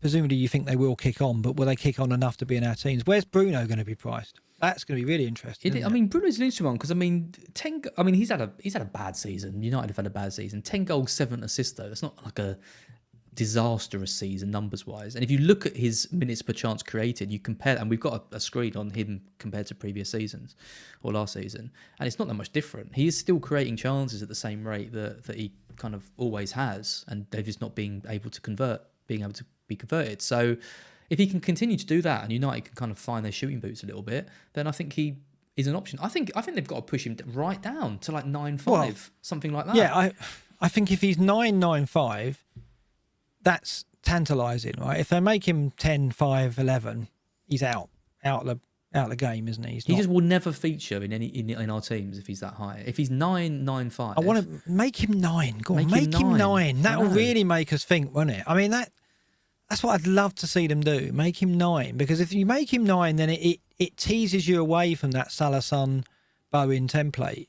Or the expensive wing back template, because you think, actually, Fernandes could hit 250 points this season, and but, that is worth the extra money. 10 goals, 7 assists. I mean, like, if you're making him higher than 10, you're going with legacy, and he has been a fantastic heavy hitter in the past, and you're going with Ten Hag's definitely going to improve them. But if they make him 9, I think it'd be pretty good. That'd be a really smart move, I think. But the other interesting one is Sancho. Like, what do they do with Sancho? Because I mean, he started at 9.5, didn't they? Push him to 8. Yeah. And then he's a player that I would really be looking at. Yeah, I mean, this is it. Like, this is the point, though. If you're brave enough to get on either Sancho or Fernandes and they do well for you, fair play. That's the game, right? You'd have to make them those players. Make us think about those players. Because if you don't make them 8 and 9, we're not even going to give them a second look at the start, are we? Make us give them a second look. Add to our problems. That's my message to FPL. Give us a headache. Make people's teams different as well. That's it. Yeah. Exactly. Give them a headache. I mean, Grealish was an interesting one because Grealish was at 8 last season, but that was before his move to City. Wow. Where would you go with Grealish? 7? I mean, probably. Yeah, I mean, I don't think they can price him. I guess what was Bernardo Silva this season? Was he 7? Yeah, I guess they probably go down to 7. But I mean, if the subs as well, you've got to go 7 for him. Yeah, I mean, I started with Grealish this season because I thought 8. That was that kind of tantalising price at 8. I thought he was going to be starting every week for City, 100 million, 8 million. I love that. It was a complete flop. But if they'd made him 9, for example, say he'd signed for City, then the game came out and they'd made him 9, never would have gone there at 9. I would say 7 would be a good price for him. I don't think you can dip to 6.5, but 7 again would make us think, wouldn't it? It makes us think, I wonder if he's going to have a better season. I think he has a brilliant season next season, by the way. Do you? Yep. I'm going for 15 to 20 attacking returns in the league. How about that? Yeah. Anyone else on this list you want to mention? Well, I think we go down the list and there's the Palace midfielders. We touch on them every week sometimes to say they could be potential for next season. Elise and Eze. I think you leave Elise and Eze at 5.5 maybe. Leave them there, right? And then let them flourish. Let them be factors in our season. Maybe 6, but I think you've got to stretch it to make them 6. I mean, Elise started 12, 2 goals, 6 assists. The potential is clear.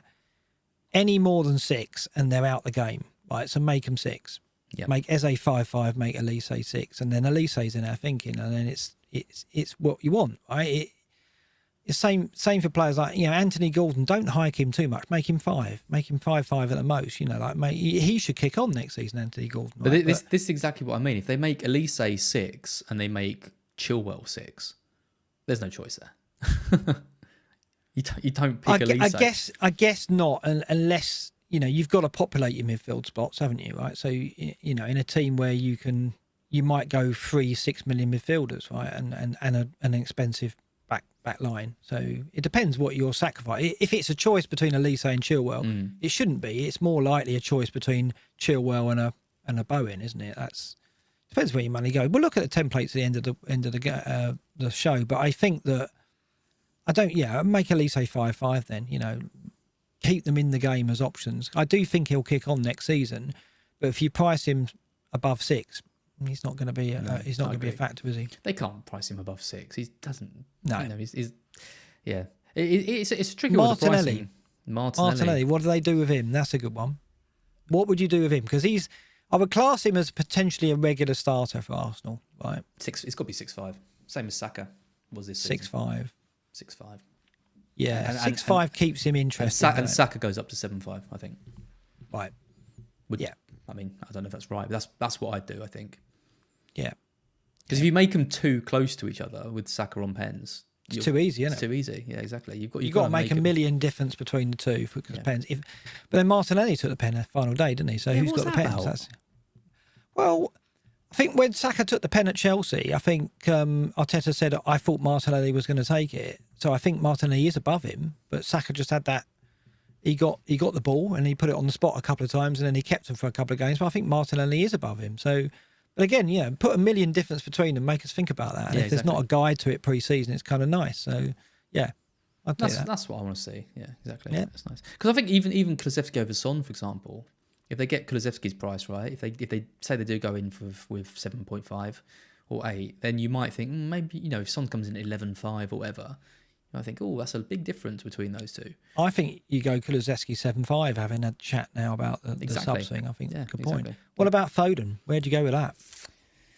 Yeah, I think his price is about right, isn't it? About 8.5, something like that. I don't think I'd go any higher than that. He hasn't gone great. Where is he on this list? I can't even see him. He's in 20th with 137 points. So 24 starts, 9 goals, 6 assists. I think 7.5 to 8. 9 goals, 6 assists. I think is really disappointing for Foden. Yeah. Have you got that table about his comparison? I mean, he's not hyped a lot, has he? Yeah, we'll cover those in a bit. We're nearly there. I think keep him at 7.5. 7.5. 7.58. 7.58. Yeah. Well, the other thing as well. He's not Diaz, is he? He's not. I mean, you're talking about Diaz being between 9 and 10, but he's not. And his role changes because he's not going to be at 9. Yeah. He's going to be on the left or the right. And he's not Bowen either. Bowen's stronger than Foden, right? Got to be. So if Bowen's at 8, you can't make Foden more than 8. You got to make him 7.5. Bowen could massively. West Ham and Bowen could massively tail off any minute, whereas Foden, you'd expect. I don't know. Foden's a tricky. I don't think I won't own him now. I don't think. I mean, to be honest, I look at Foden. I think 24 starts is quite disappointing. It's the most starts in any season, but 24. Do you see him getting more than?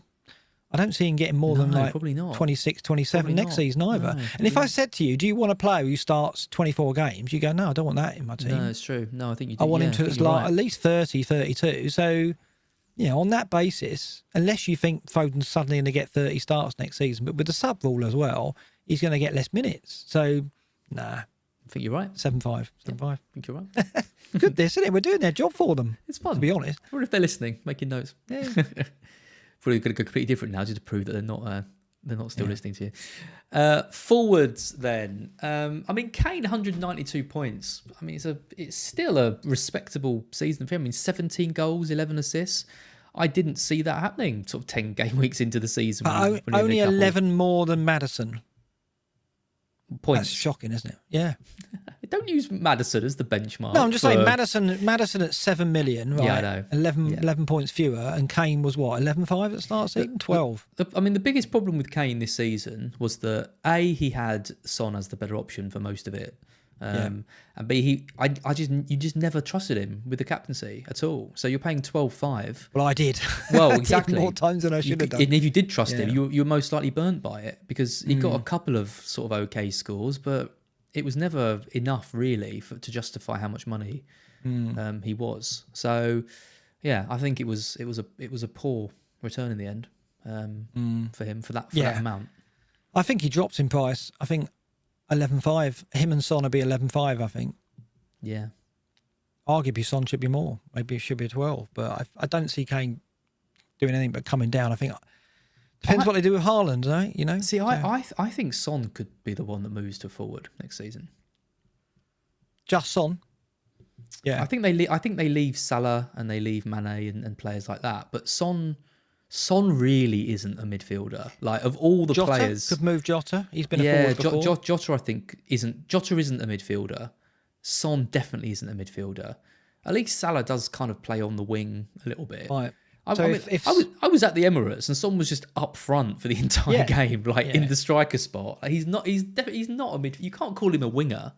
So if Son and Kane are forwards, surely Son's got to be more expensive, even though Kane's on pens. I think there's probably 0.5 in it, yeah, and Son's probably a bit more. So maybe Son's 11.5, Kane's 11. But then, as we said earlier, with the 5 subs rule, you've got to think that Kane will get more minutes than Son. Son will get subbed in every game, I would have. Yeah, but when Son is just, I don't know. I can't see it's it. Really interesting that. It is really interesting. I think that's what I mean. You make Son a little bit more because he's basically the central striker for the team. But then Kane's got penalties, less rotation, and he's a little bit less. I think that would just make Kulusevski even more attractive if Son was a striker, I think. Yeah. Don't know why, but I just think it will. I haven't thought about why that is. But yeah, I can't imagine I'd have. Well, I think because we're all going to have Haaland, and then you don't really want to get 2 forwards, I guess, because there's so much potential kind of elsewhere. I mean, what else stands out here for me is Pookie, Tony, and Dennis are in the top 6. Right, the 3 promoted forwards. Right, and we talk about, I'm not falling for Mitrovic again. Mitrovic is a better player than all of those 3. I would say he's a better player than Tony. I mean, arguably Tony, you could say he's a better player than Mitrovic at all. Do you not? I don't think I'm going to be going there. No, I mean, Mitrovic as when he's come up with Fulham before, he's had odd games where he's got quite like 2 goals or 3 goals in that kind of like really easy games. But I think he's a player that you can quite easily target certain spells or certain fixtures. Obviously, it completely depends on the fixture list, but he's not a player I don't think I want in like not even difficult games, but in like kind of medium level games. He just doesn't seem to. Okay, so Tony, 32 starts, 12 goals, 5 assists. Where's he priced at next season? Because he could be that 7 million striker, right? He's not going to be higher than 7, is he? He's probably 7, isn't he? 6'5", maybe at a push. He won't be higher than 7.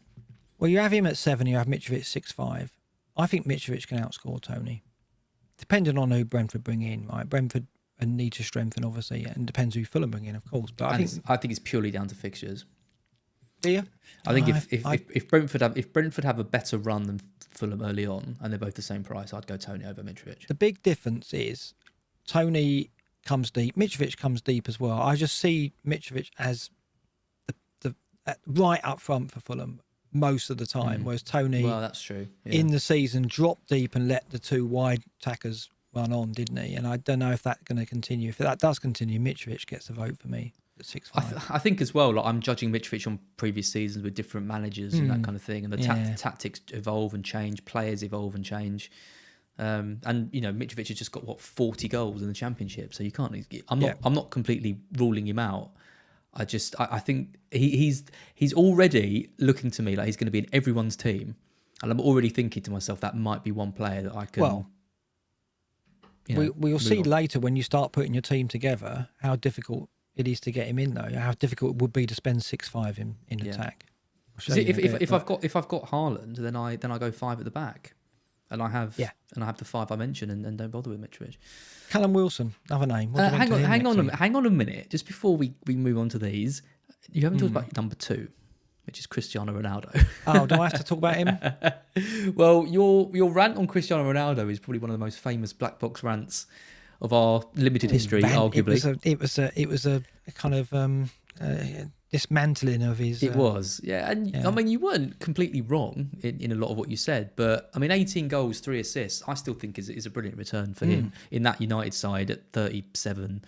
159 points isn't amazing when you consider he was 12.5. He did the job in spells for people who got him in at the right times. What do you think of him next season, just going forward? I mean, 159 points is disastrous considering he's 12.5, really. I mean, that shows you... It only stands out because he's in the forwards and the forwards are so terrible. I mean, if you look at the midfielders, 159 points, who got that? I mean, many midfielders, I think, a lot cheaper than 12.5. Yeah. Yeah, have a look. I mean... Or loads. I mean, Ward Prowse got 159. Yeah. If you told me that Ronaldo would get as many points as Ward Prowse, I thought you were going to laugh. Yeah, exactly. So I think Ronaldo stands out because everybody else in the forward area is so disappointing. As that's why Pookie, Dennis, and Tony are in the top 6. We didn't expect it. I mean, do we see him as a factor next season? If he's still in the Premier League, he's got to drop right down in price, hasn't he? He's got to be what? Where would you put Ronaldo next season? That's a really tough one, actually. 10? 11? Oh, 10? Really? 11? Would you pay 11 for him? Maybe under 10. I mean, he missed 9 games, right? So if you look at his minutes per point, so 15.5, that is good. Yeah. I mean, that puts him in the top 10 roughly, including midfielders. No, is it? No, it doesn't. No, I'm looking. Sorry, I'm looking at the top 10 of midfielders and looking at players like Saka, for example, 16.7. So Saka is someone who we've all said has had an amazing season, but then, I mean, he's 6 million less. So yeah, I guess it is the price thing, isn't it? I don't know. I can't see them putting him at 10. Well, he's got to be. I mean, where's Haaland going to be then? Haaland's going to be 12, 5, 13, but I think he's more than 3 million better than Ronaldo. I mean, it depends what Ten Hag does as well, doesn't it? It's like, surely Ronaldo with 5 subs is not going to finish any games, I wouldn't have thought. So that's a factor for him too. I just can't see him starting as many games next season under Ten Hag. I mean, surely he's going to want more legs up front than Ronaldo, I would have thought. But we'll see what happens. A lot of changes coming for United, surely. Yeah, I cannot see Ronaldo being a factor next season with Haaland and players, and especially if we talk about with Bruno and Sancho at like 9 million. I think you're going to go there and not pay 11 or even 10. Yeah, well, yeah, exactly. What about do we think Vardy's over as a FPL asset? Because look at these 13.6, 15 goals in 20 starts. He's still got it in him, hasn't he? But what will it take for him to be? Again, no Europe, but he's going to be 10-5 again. He's just going to be too much. No. Stick him down at 9-5. Go on, stick him down at 9-5. Because I just don't think we can rely on his starts.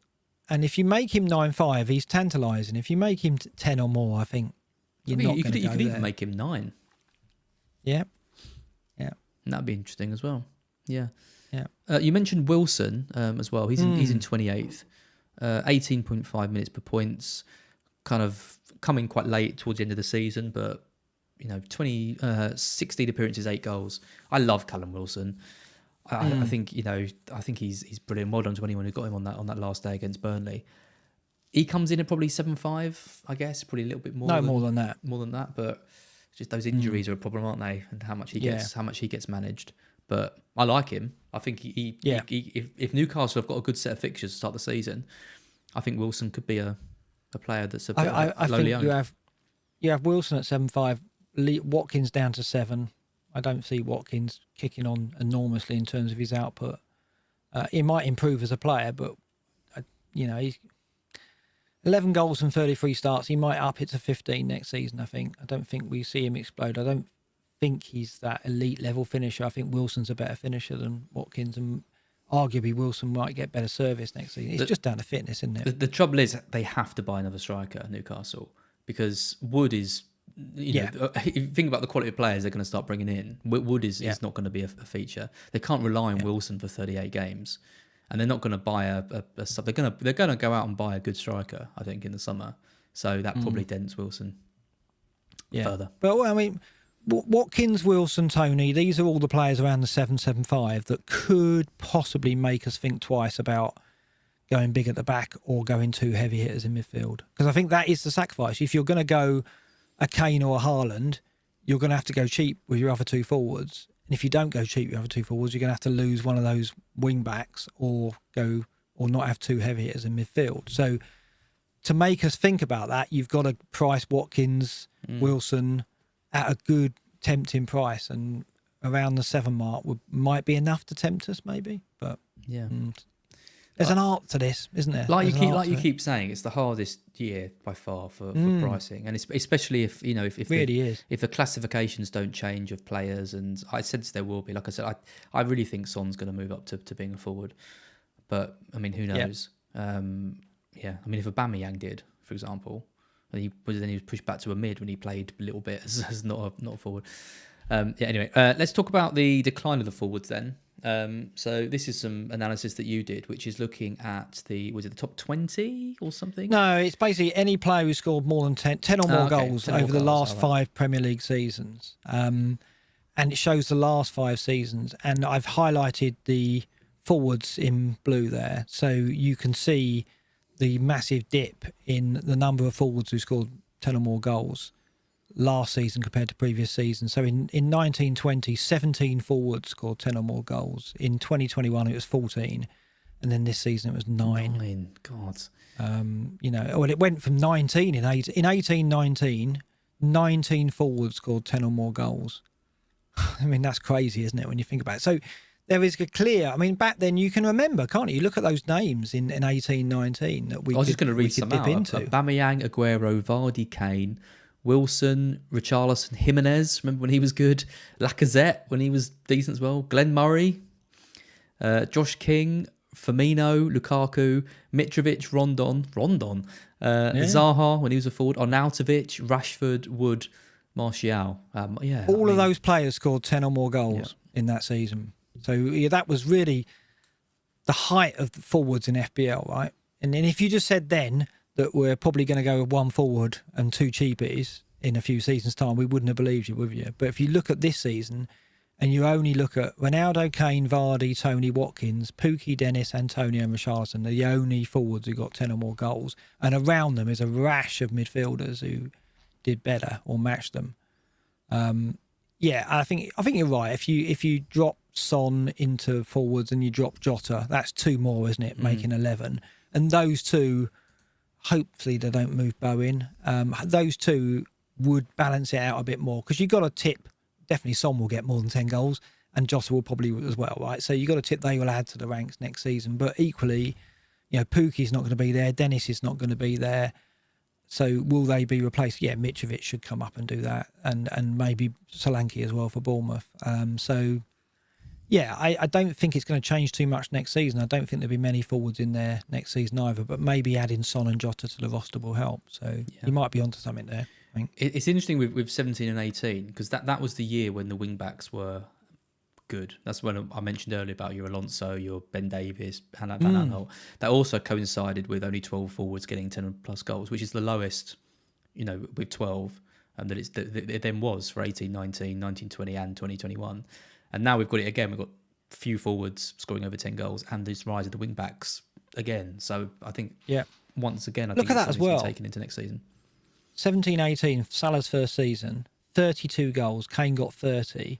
The last 4 seasons, Salah 23, Kane 23, Vardy 23, Salah 22. Do you think we'll ever get near someone getting 30 goals again? Haaland.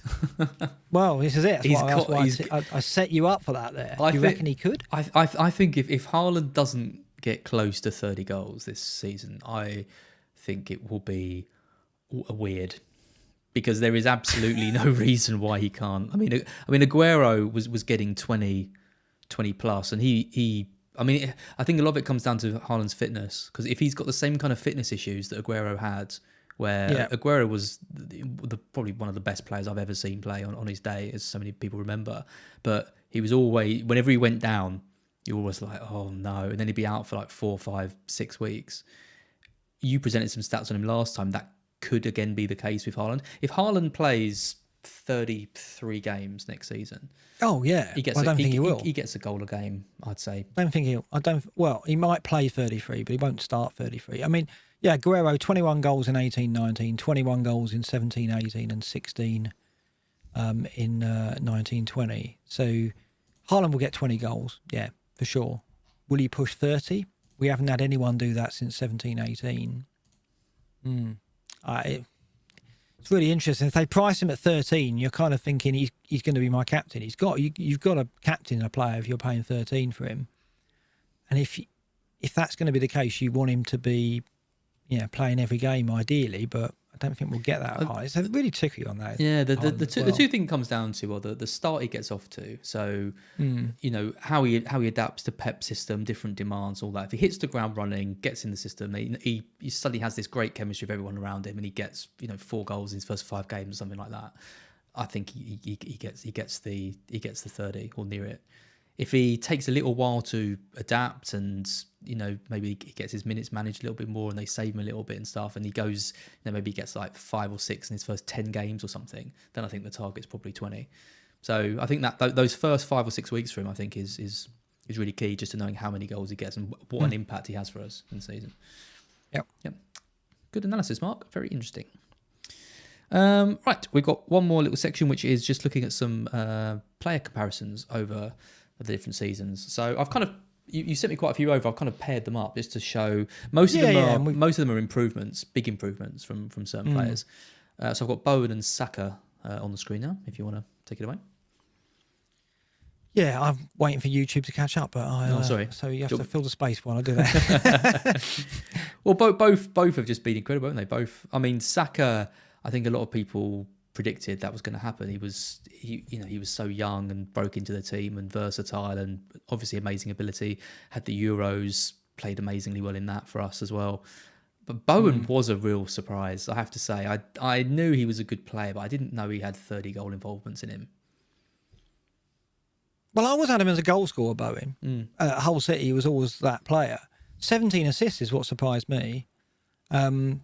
he's not playing the central role. He's playing out wide as one of the inverted attackers, I guess. So Antonio, it depends what they do. They're going to bring in a striker, West Ham, for sure, right? So will that upset the situation there with Bowen? So that's the unknown, isn't it? Is what West Ham do? What is the player they bring in to help Antonio out? And does that change anything?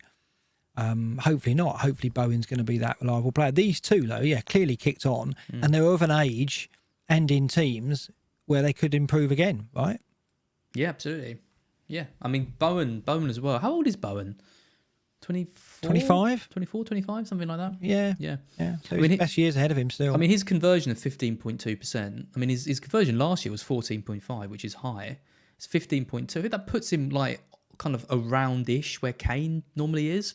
I think Kane's like 17% normally, something like that. So he's not too far off like an elite finisher like Kane. I think he is almost an elite finisher, isn't he? The chance he takes his chances so well. 43% accuracy.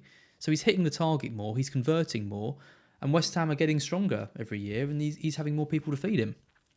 Yeah, that accuracy has taken a massive hike from his previous seasons. He was 29.1 and 29.2 in his two previous seasons in the Premier League, and now up to 43. We'll have to watch to see if he's maintaining that accuracy in the early game weeks. If we see that he is, but perhaps not hitting points, he's one to get on early on, if you haven't got him in your game week 1 lineup, that is. Saka... Yeah, I still have my doubts if he's going to be in many teams come game week 1 because of where he's likely to be priced. I think we're going to favour Bowen, depending on fixtures. The penalties play a role, but Martinelli, if they price him $1 million less, could be really tempting, couldn't he, as an alternative? So that's hopefully what they'll do to give us that headache. If there's only 0.5 difference, you're going to go Saka of all the Arsenal players. Is Saka going to be in our game week 1 lineups? I don't know. I don't think he's going to be highly owned, depending on what other options drop in, because the bigger the back thing. I think that's a good theory that a lot of managers will go with. The trouble with Saka is his conversion isn't that high, 11%. His accuracy is quite low, 32%. He might not have pens if that is going to go to Martinelli and Arsenal in Europe. So he's got a lot going against him, I think, going into the season, and he's going to have a big price hike up to probably 7.5 or 8, or maybe even 8, something like that. So unless Arsenal have got, I mean, he's gonna be, if Arsenal have got like 2 promoted teams in the first 4 games or something at home, he's going to be the Arsenal weapon of choice still. But definitely. If they don't have that, then I can't see him being in there. But I think he's a player that can feature for us.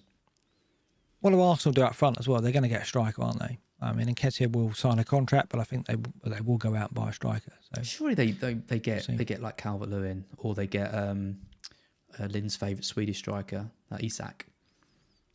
Get a young striker who kind of fits the mould.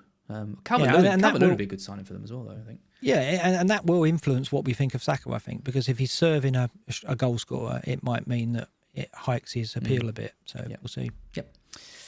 Next one. So fullbacks, looking at Cancelo and Reece James.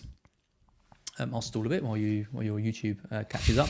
I mean, Cancelo's is kind of, there's a couple of interesting things, but he obviously had a good season in 2021. I was surprised when you said he only got 130 points. I think he got more than that. I mean, he only got 4 assists last season. That increased to 11 this season. But a lot of his stats haven't changed too much. I mean, minutes per touch in the box, 29.9. Minutes per expected goal involvement went from 321 to 275. But look at that minutes per shot, 39.9. I believe that's the best in the league, or that he's shooting of defenders, shooting the most of all defenders in the league. And that's up from 80.3 in 1920. So we're seeing Pep is clearly telling him to shoot.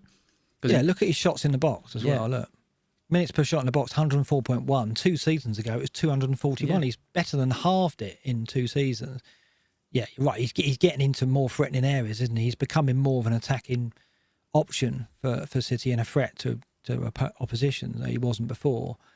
He's a shoo-in, isn't he, in our teams? Well, I mean, what's interesting though is in 2021 he was creating a chance every 52.3 minutes, and he only got 4 assists. I know. And there's 82.8 this season. He's only creating 1 chance a game, but got 11 assists. I mean, he did play 9 more games. It's the quality of the chance, I guess. And I think with minutes per big chance created is worse this season compared to last. 403.5 to 287.8. Yeah, but perhaps the shooting, maybe, I don't know how many assists he's got from rebounded shots, but, with Haaland there, a finisher, if he's supplying like he has been in previous seasons, you've got to think he could maintain that rate of 11 assists, double figure of assists again, I would say, wouldn't you? You got to bet that. He should. Yeah, he should do. He should get 10 plus assists. You see him getting better, don't you? Yeah, really. I think so. He's so good. He's such a good player. I think ability wise, out of all of the fullbacks, I think he's the strongest in terms of what he can bring to the team. Trent's right up there, but when I was looking at the team of the season and who I'd have, I think I'd go for Cancelo. He'd be my number one of all defenders, just given his influence. Look at Reece, though, blimey. Looking at Cancelo, you can see some improvements, some dips from last season, all that. Reece's is just absolutely ridiculous. 5 goals, 9 assists compared to 1 goal, 3 assists last season. Better conversion, 13.5 to 2.9. More touches in the box, better minutes per shot in the box. Creating more chances, creating more big chances at a much, much faster rate. Minutes per big chance, 207.2 compared to 591.8. It's massive improvement. And he's like almost half minutes per big chance created. That is, yeah. And almost halved his minutes per expected goal involvement on penalty from 4.52 to 2.26. So yeah, he's just further up the pitch, isn't he? Minutes per touch in the box, 26.3 compared to 2 seasons ago, 79.6. Massive height. Obviously, the wing back system allows him to get forward, but in some games, he's Alonso of old, wasn't he? He was almost in right deep in the penalty area and on that far post. So, yeah, it's just fitness, isn't it? What do you think? If you think he's going to get better than 22 starts next season, would you trust him to do that? Yeah. Yeah, I think so. He plays in a demanding role, but I think now Tuchel's got the way of playing him at centre-back to give him a bit of a rest. I think that's a massive boost for his potential, because I think games that he would have previously have missed out on, he can now play at centre back in a 3.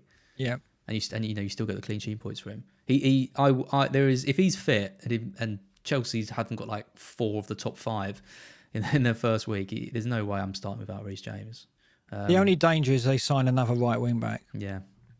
And then James is settled in that right side. Yeah. I just don't think they can do that though, unless they get like an amazing attacking right wing back. That system Spence or something like that. Yeah. That system is just so dependent. It's like it's the same as Conte's, isn't it? Spurs so dependent on those wing backs getting forward. I can't speak highly enough of Reece James. I bet they wish they kept Lamptey or Liverento now. I perfect, wouldn't it? With one of those two dropping in. Absolutely. What backup they would be? What do England do with Trent and James? How do we play both of them? And Jed Spence. And Jed Spence, of course. Yeah. England under 21. I'd like to point out he's on his way to that. Do you want to bet that Spence gets a cap before Lamptey? I'm willing to take you on that one. Always thinking about it. I think I read somewhere that Lamptey might be going to play for a different international side. Oh, you got yourself out of that one. Yeah. I'll check that in a sec.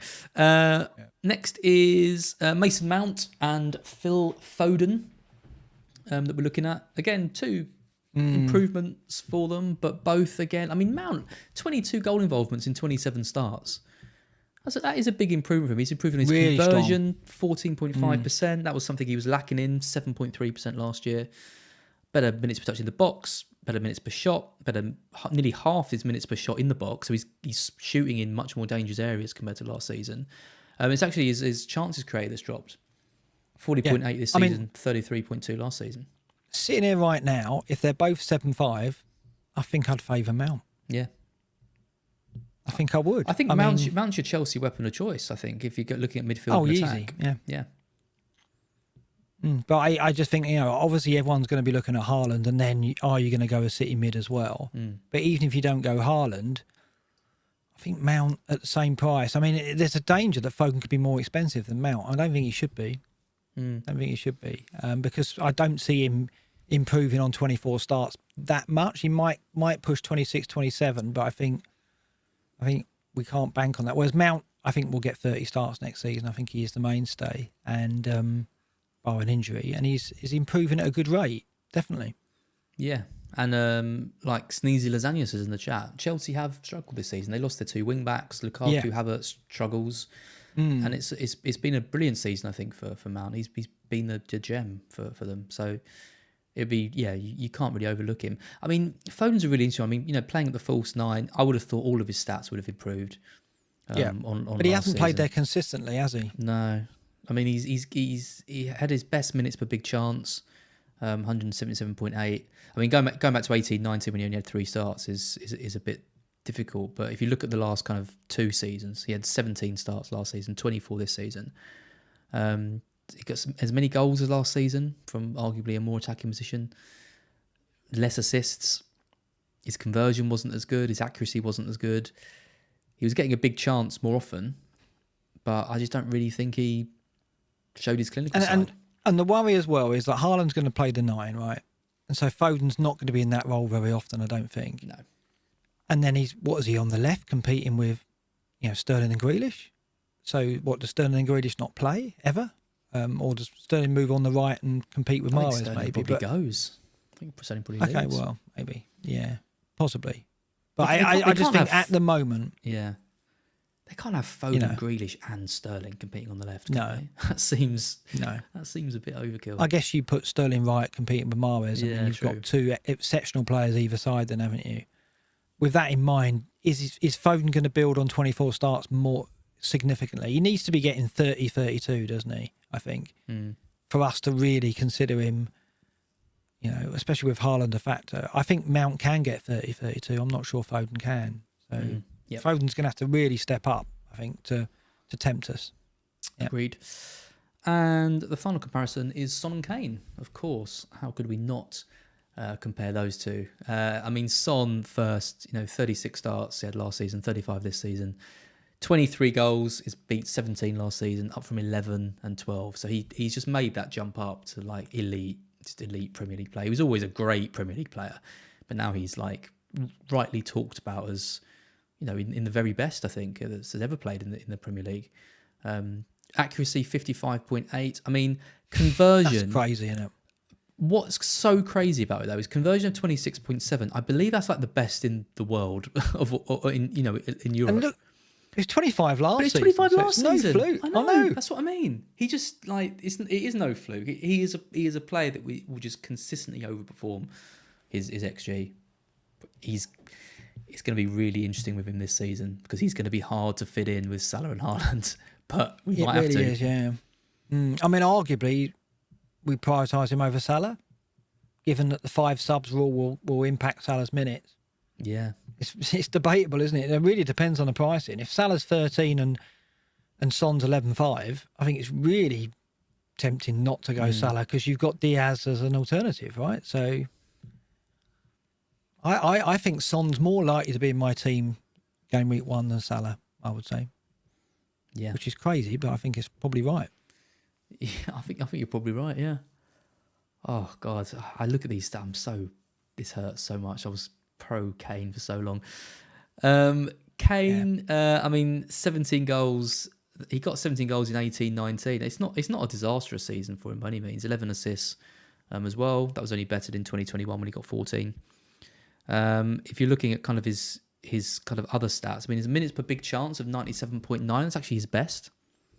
So he's having a big chance more often than he has had done in previous seasons. But his conversion of 12.8% is his worst he's ever had. So last season it was 16.8.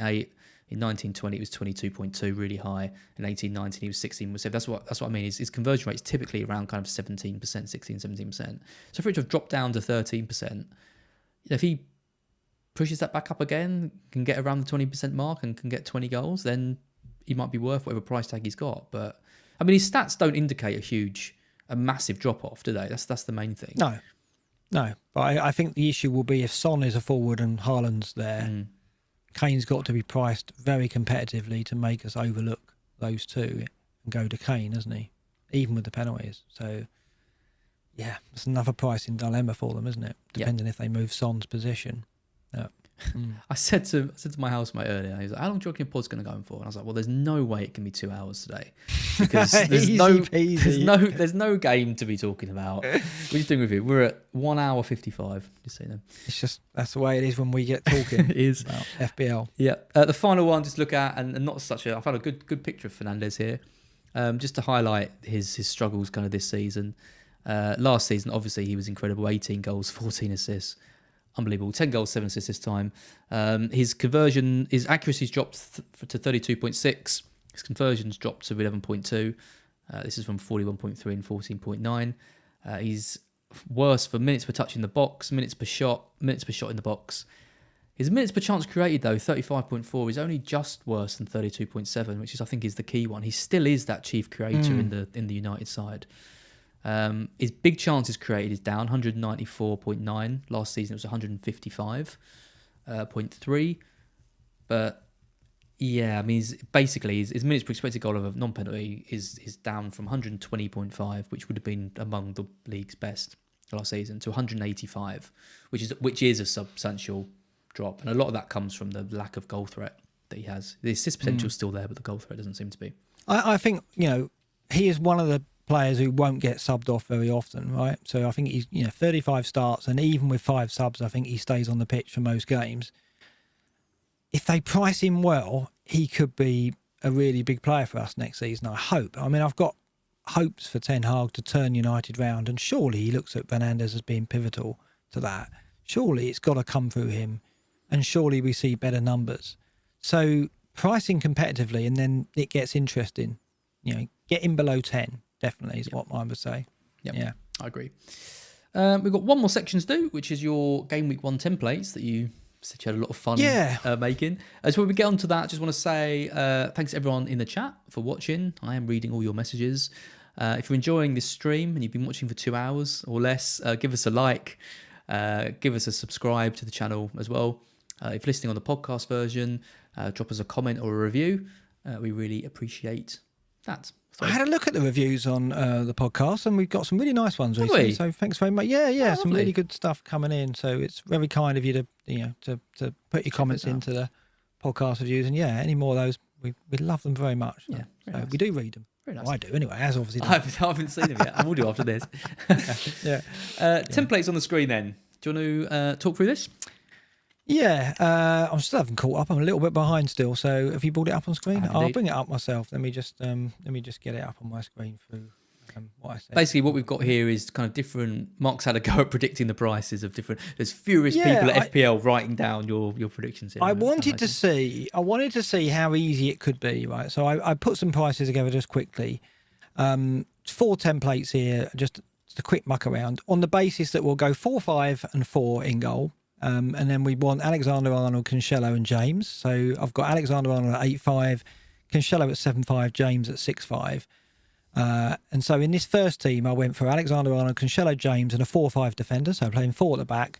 And then I went 5 in midfield with Salah, Son, a midfielder at 6, another midfielder at 6, and then a 4-5 midfielder, and then Haaland at 12. And I thought to myself, can I do that for 100 million? No, I can't. Right, so that's the first bit of good news is I think it's going to be difficult, almost impossible for anyone to go Salah, Son, Haaland and big at the back with James, Cancelo and Trent.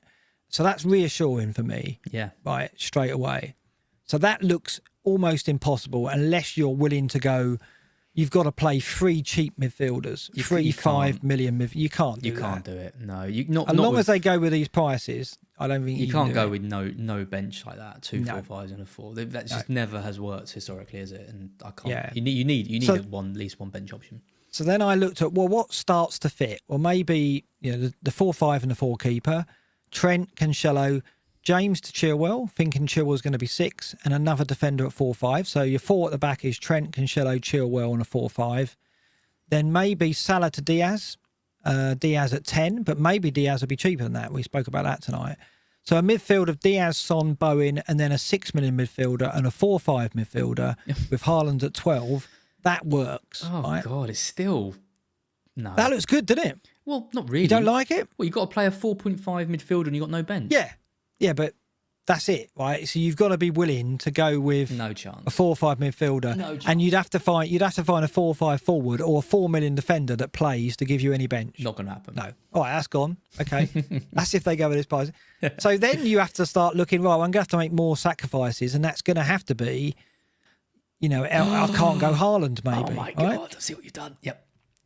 Oh, No so Haaland.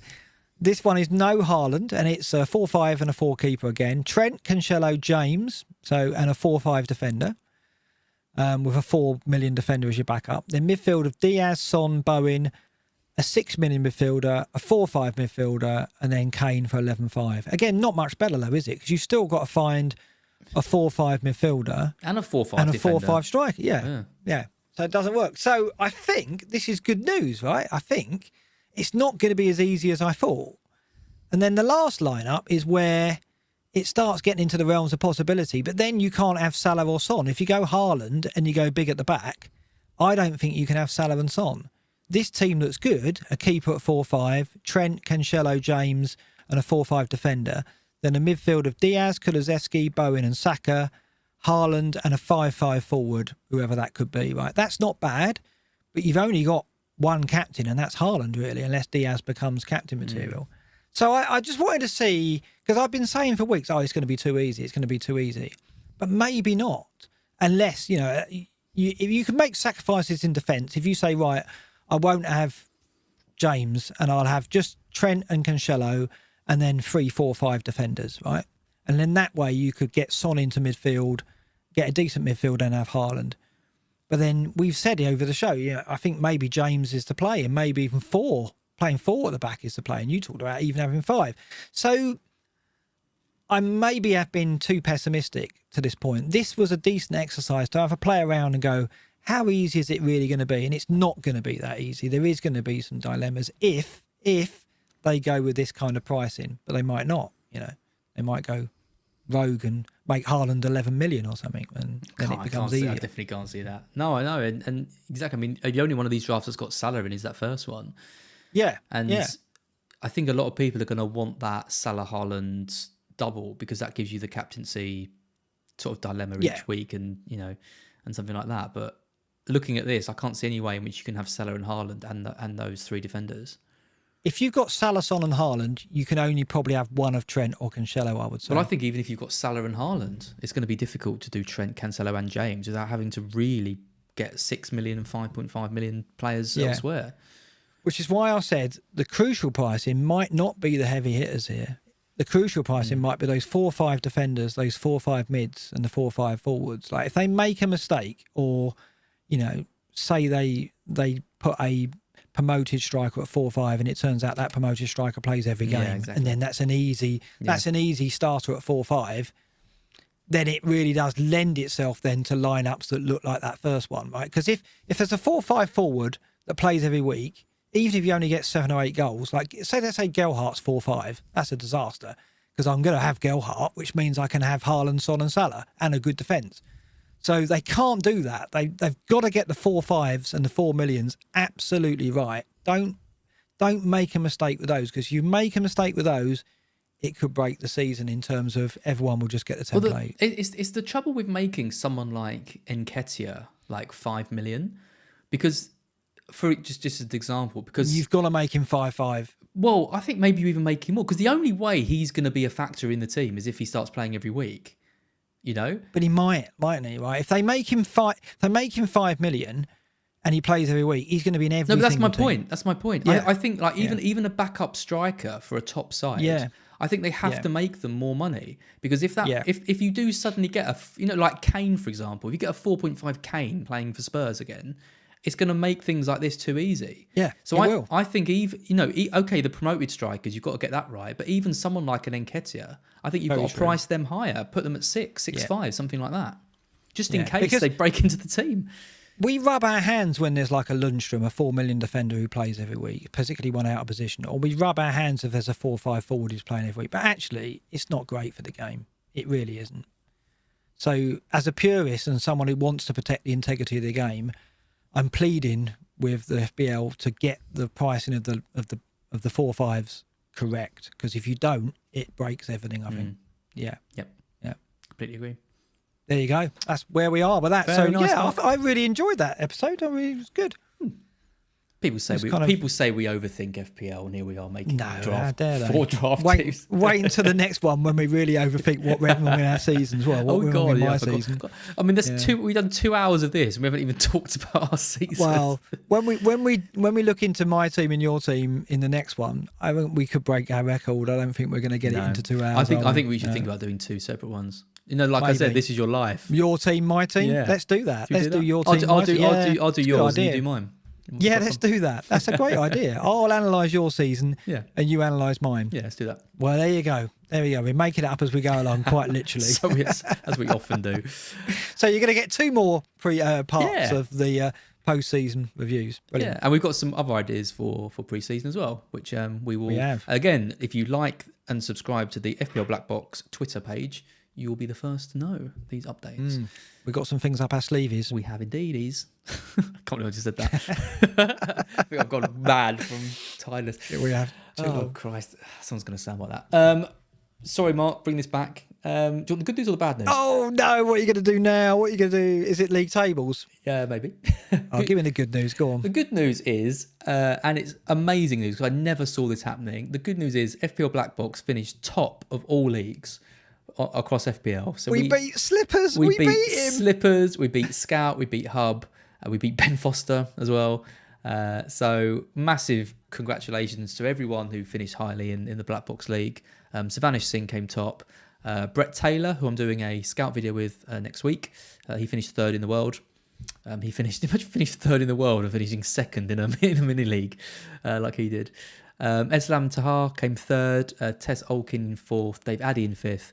Jeffrey Dingley in 6th. Stefanos Koutinis in 7th. Emil Svenheden in 8th. Lukas Komorowski in 9th. And Tony Yoroth in 10th. Congratulations to all of you.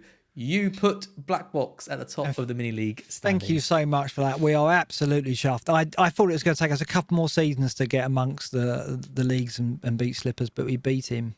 So first proud go, of really. that. Second go. So proud of that. Really nice. Well, that's about it. That's fine. We can wrap it up there, right? Okay. Is that it? Not All quite. Just one more thing to do. Like we've mentioned, we have been a bit... the Apprentice experiment has been great in many ways. I think we've learned a lot from it. Henry dropping off after playing the chips. Natalie's ascension into the world of Twitter and all that stuff. I think we could have done more with the videos and more of them. We're going to try and get them on a bit over pre-season and talk to them. I don't think we're going to do another Apprentices next year, are we? No, I'm going to try and add to Henry's weaponry and try and improve him. Excellent. Next season. Yep. Yeah. But my Apprentice doesn't need any improvement because Mr. Mark Sullens, Natalie Chowdhury, who had never played FPL in her life, in her first proper season, has officially beaten the godfather of FPL by 3 points. She got 89 on the final day. 89. Which puts Mr. Mark Sullens in 3rd place in the Apprentice League. And hashtag Team Nat. Well played. 1st and 2nd. What can I say? I mean, what a result. I mean, she's done brilliantly, isn't she, in her first season?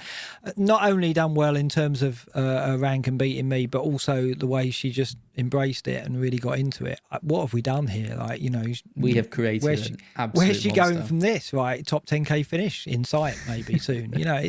It's just fantastic. And also kudos to the FBL community because she got into that and clearly she got a lot out of being part of that. Not only in terms of, being in the community and being part of it, but also how it influenced the end result and her rank. Like we said to both of them, like if you finish in the top million first season, that's an achievement, particularly these days with 8-9 million players. But to finish where she did, she's obviously picked up a lot and she'll know about chips and how to play them and how to play the double game. And she'll probably notice next year, hopefully there won't be as many double game weeks. So it will be a different season, different challenges. But it's been such a hard season. I'd back her to improve again. I really would. So it's been such a hard season for someone to come into this season as their first one and to do as well as she has. And I think the FPL community does get a bit of a bad rep at times. And I was I said something to you about the analytics team, but I'm a big fan of that kind of work and all the people making these models and statistical things. I love it. Like we do 2 hours a week talking at stats and things and.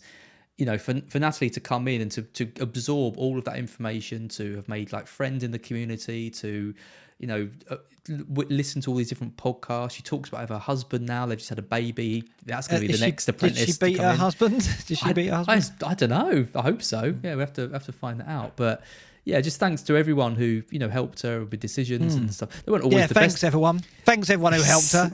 Particularly from me. Thanks everyone. Yeah. But they weren't always right. Like she went for Havertz, and I think that was against her kind of a thing. I think she learned as she went kind of which bits to absorb and which to ignore, and that's the kind of a bit of a skill with it all, because you can't just follow everyone blindly. We've got to get her on and talk to her about what she learned, right? And I want to get in touch with Henry and find out why he dropped away and why he lost interest, and what could the game do better to stop that happening, right? Because I'm sure that's part first of the half-season right? chips. Oh, sorry. Yeah. I mean, I think that might be a good move, but yeah, it hasn't been. We haven't been as anywhere near hands-on as we wanted to be with it because of the type of season we've had. And I don't mean in terms of our rank. I mean all the postponements and double game week nonsense that we've had, which really just was hard to kind of keep track of. So I think we're going to keep in touch with Natalie and Henry going forward and see what we can do. Absolutely. And see how they progress from here. It's great. Absolutely. I'm going to be nice again to the FPL community as well, because next is Green Arrow charity, which we've supported all the season. I want to give a shout out to FPL Greece. Any questions about this or any feedback, or just to tell him thank you or well done or anything, his is at Babis Kokoni, which is BABIS KOKKINI. He does an amazing job setting all this up and sharing meals. We were at 1,500 meals when we did the last episode, just before the final game week. It's now at 1977, so just shy of the target of 2,000. What happened, Mark, basically, was that quite a few people who listened to the podcast, it seems, basically saved up all of their donations to see their final sum of green arrows, and then made quite sizable donations that's fantastic. At the end of the season. So absolutely amazing. So this money's gone for to feed people who are suffering in Ukraine at the moment. And what a brilliant charity. And we'll definitely be supporting it again next season. Thank you everyone who's donated. If you want to get involved in it again next season, we'll be talking about it each week. And if you want to save up all your green arrows till the end and donate then why not? Brilliant stuff. Yep. Brilliant stuff. Yeah. No, thanks for that. And hats off to FPL Greece, who does that great work. So we'll absolutely support that next season. Yep. Do you want to talk North versus South? Are you match fit? Are you ready to go? Because that's an FPL community thing as well. But shout out for that. Is it being streamed live? Can we watch you? I don't know. I'm hearing mixed reports. I heard some people said that it is, and other people saying they can't because it's not allowed in the ground or something. I'm not really sure. Check the website and maybe you'll find out. I really want to see you being twisted inside out by Hindu Monkey live on YouTube. It's not going to happen. It's not going to happen. My issue is you probably saw my video. I'm not an 11-a-side player. I did. I'm not an 11-a-side player, so I haven't played that. Which I'm now getting mocked about throw-ins because I've never taken one. But FPL Plonk is going to give me a good lecture on that. My other issue is I've got a hernia and my ankle hurts for some reason today. Oh, well, look at the excuses you're pouring in here already. My ankle hurts. Well, have you got a note from your mother? I'm just trying to temper expectations for people who might be putting me in their gaffer expectations are pretty low. I think. As long as they are low, then I can only improve. No, I'm really looking forward to it. Genuinely, it's going to be really good. Money's going to a great cause, Street Child United. I'll be playing at right back. There's 150 people watching in the stadium. Tickets have sold out.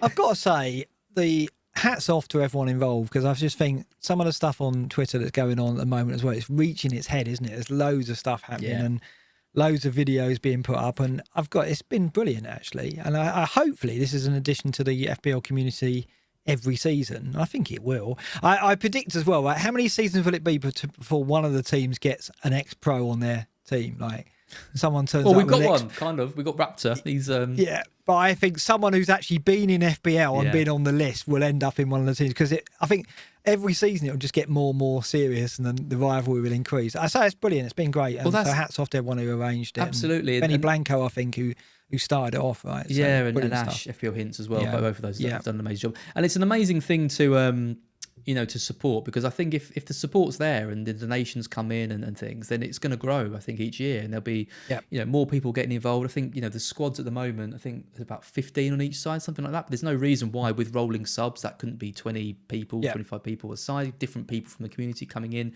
We could get some pros in, we could get some big sponsors. So yeah, check that out. The description and details of that. I think like the community has just gone from strength to strength this year. We've got the Fest, obviously, which I'm part of. The meat stuff, that's just Nima's done brilliant with that. That's just taken off all over the world as well. Hey, we've seen meets going on all over the world, and then you got this North versus South thing. You got the community tournaments that Greyhead's doing within the charity work. Lots of people.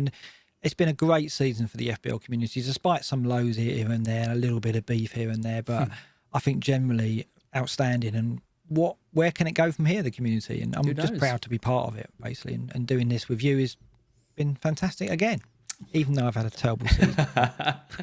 What we need is just for us both to have a decent season. We've now had one each. It's quite good. It's good that we alternate like that. You lost on aggregate. Oh, good. I'm ahead on aggregate. Who mentioned that? I didn't mention that. Someone in chat mentioned that. How dare they?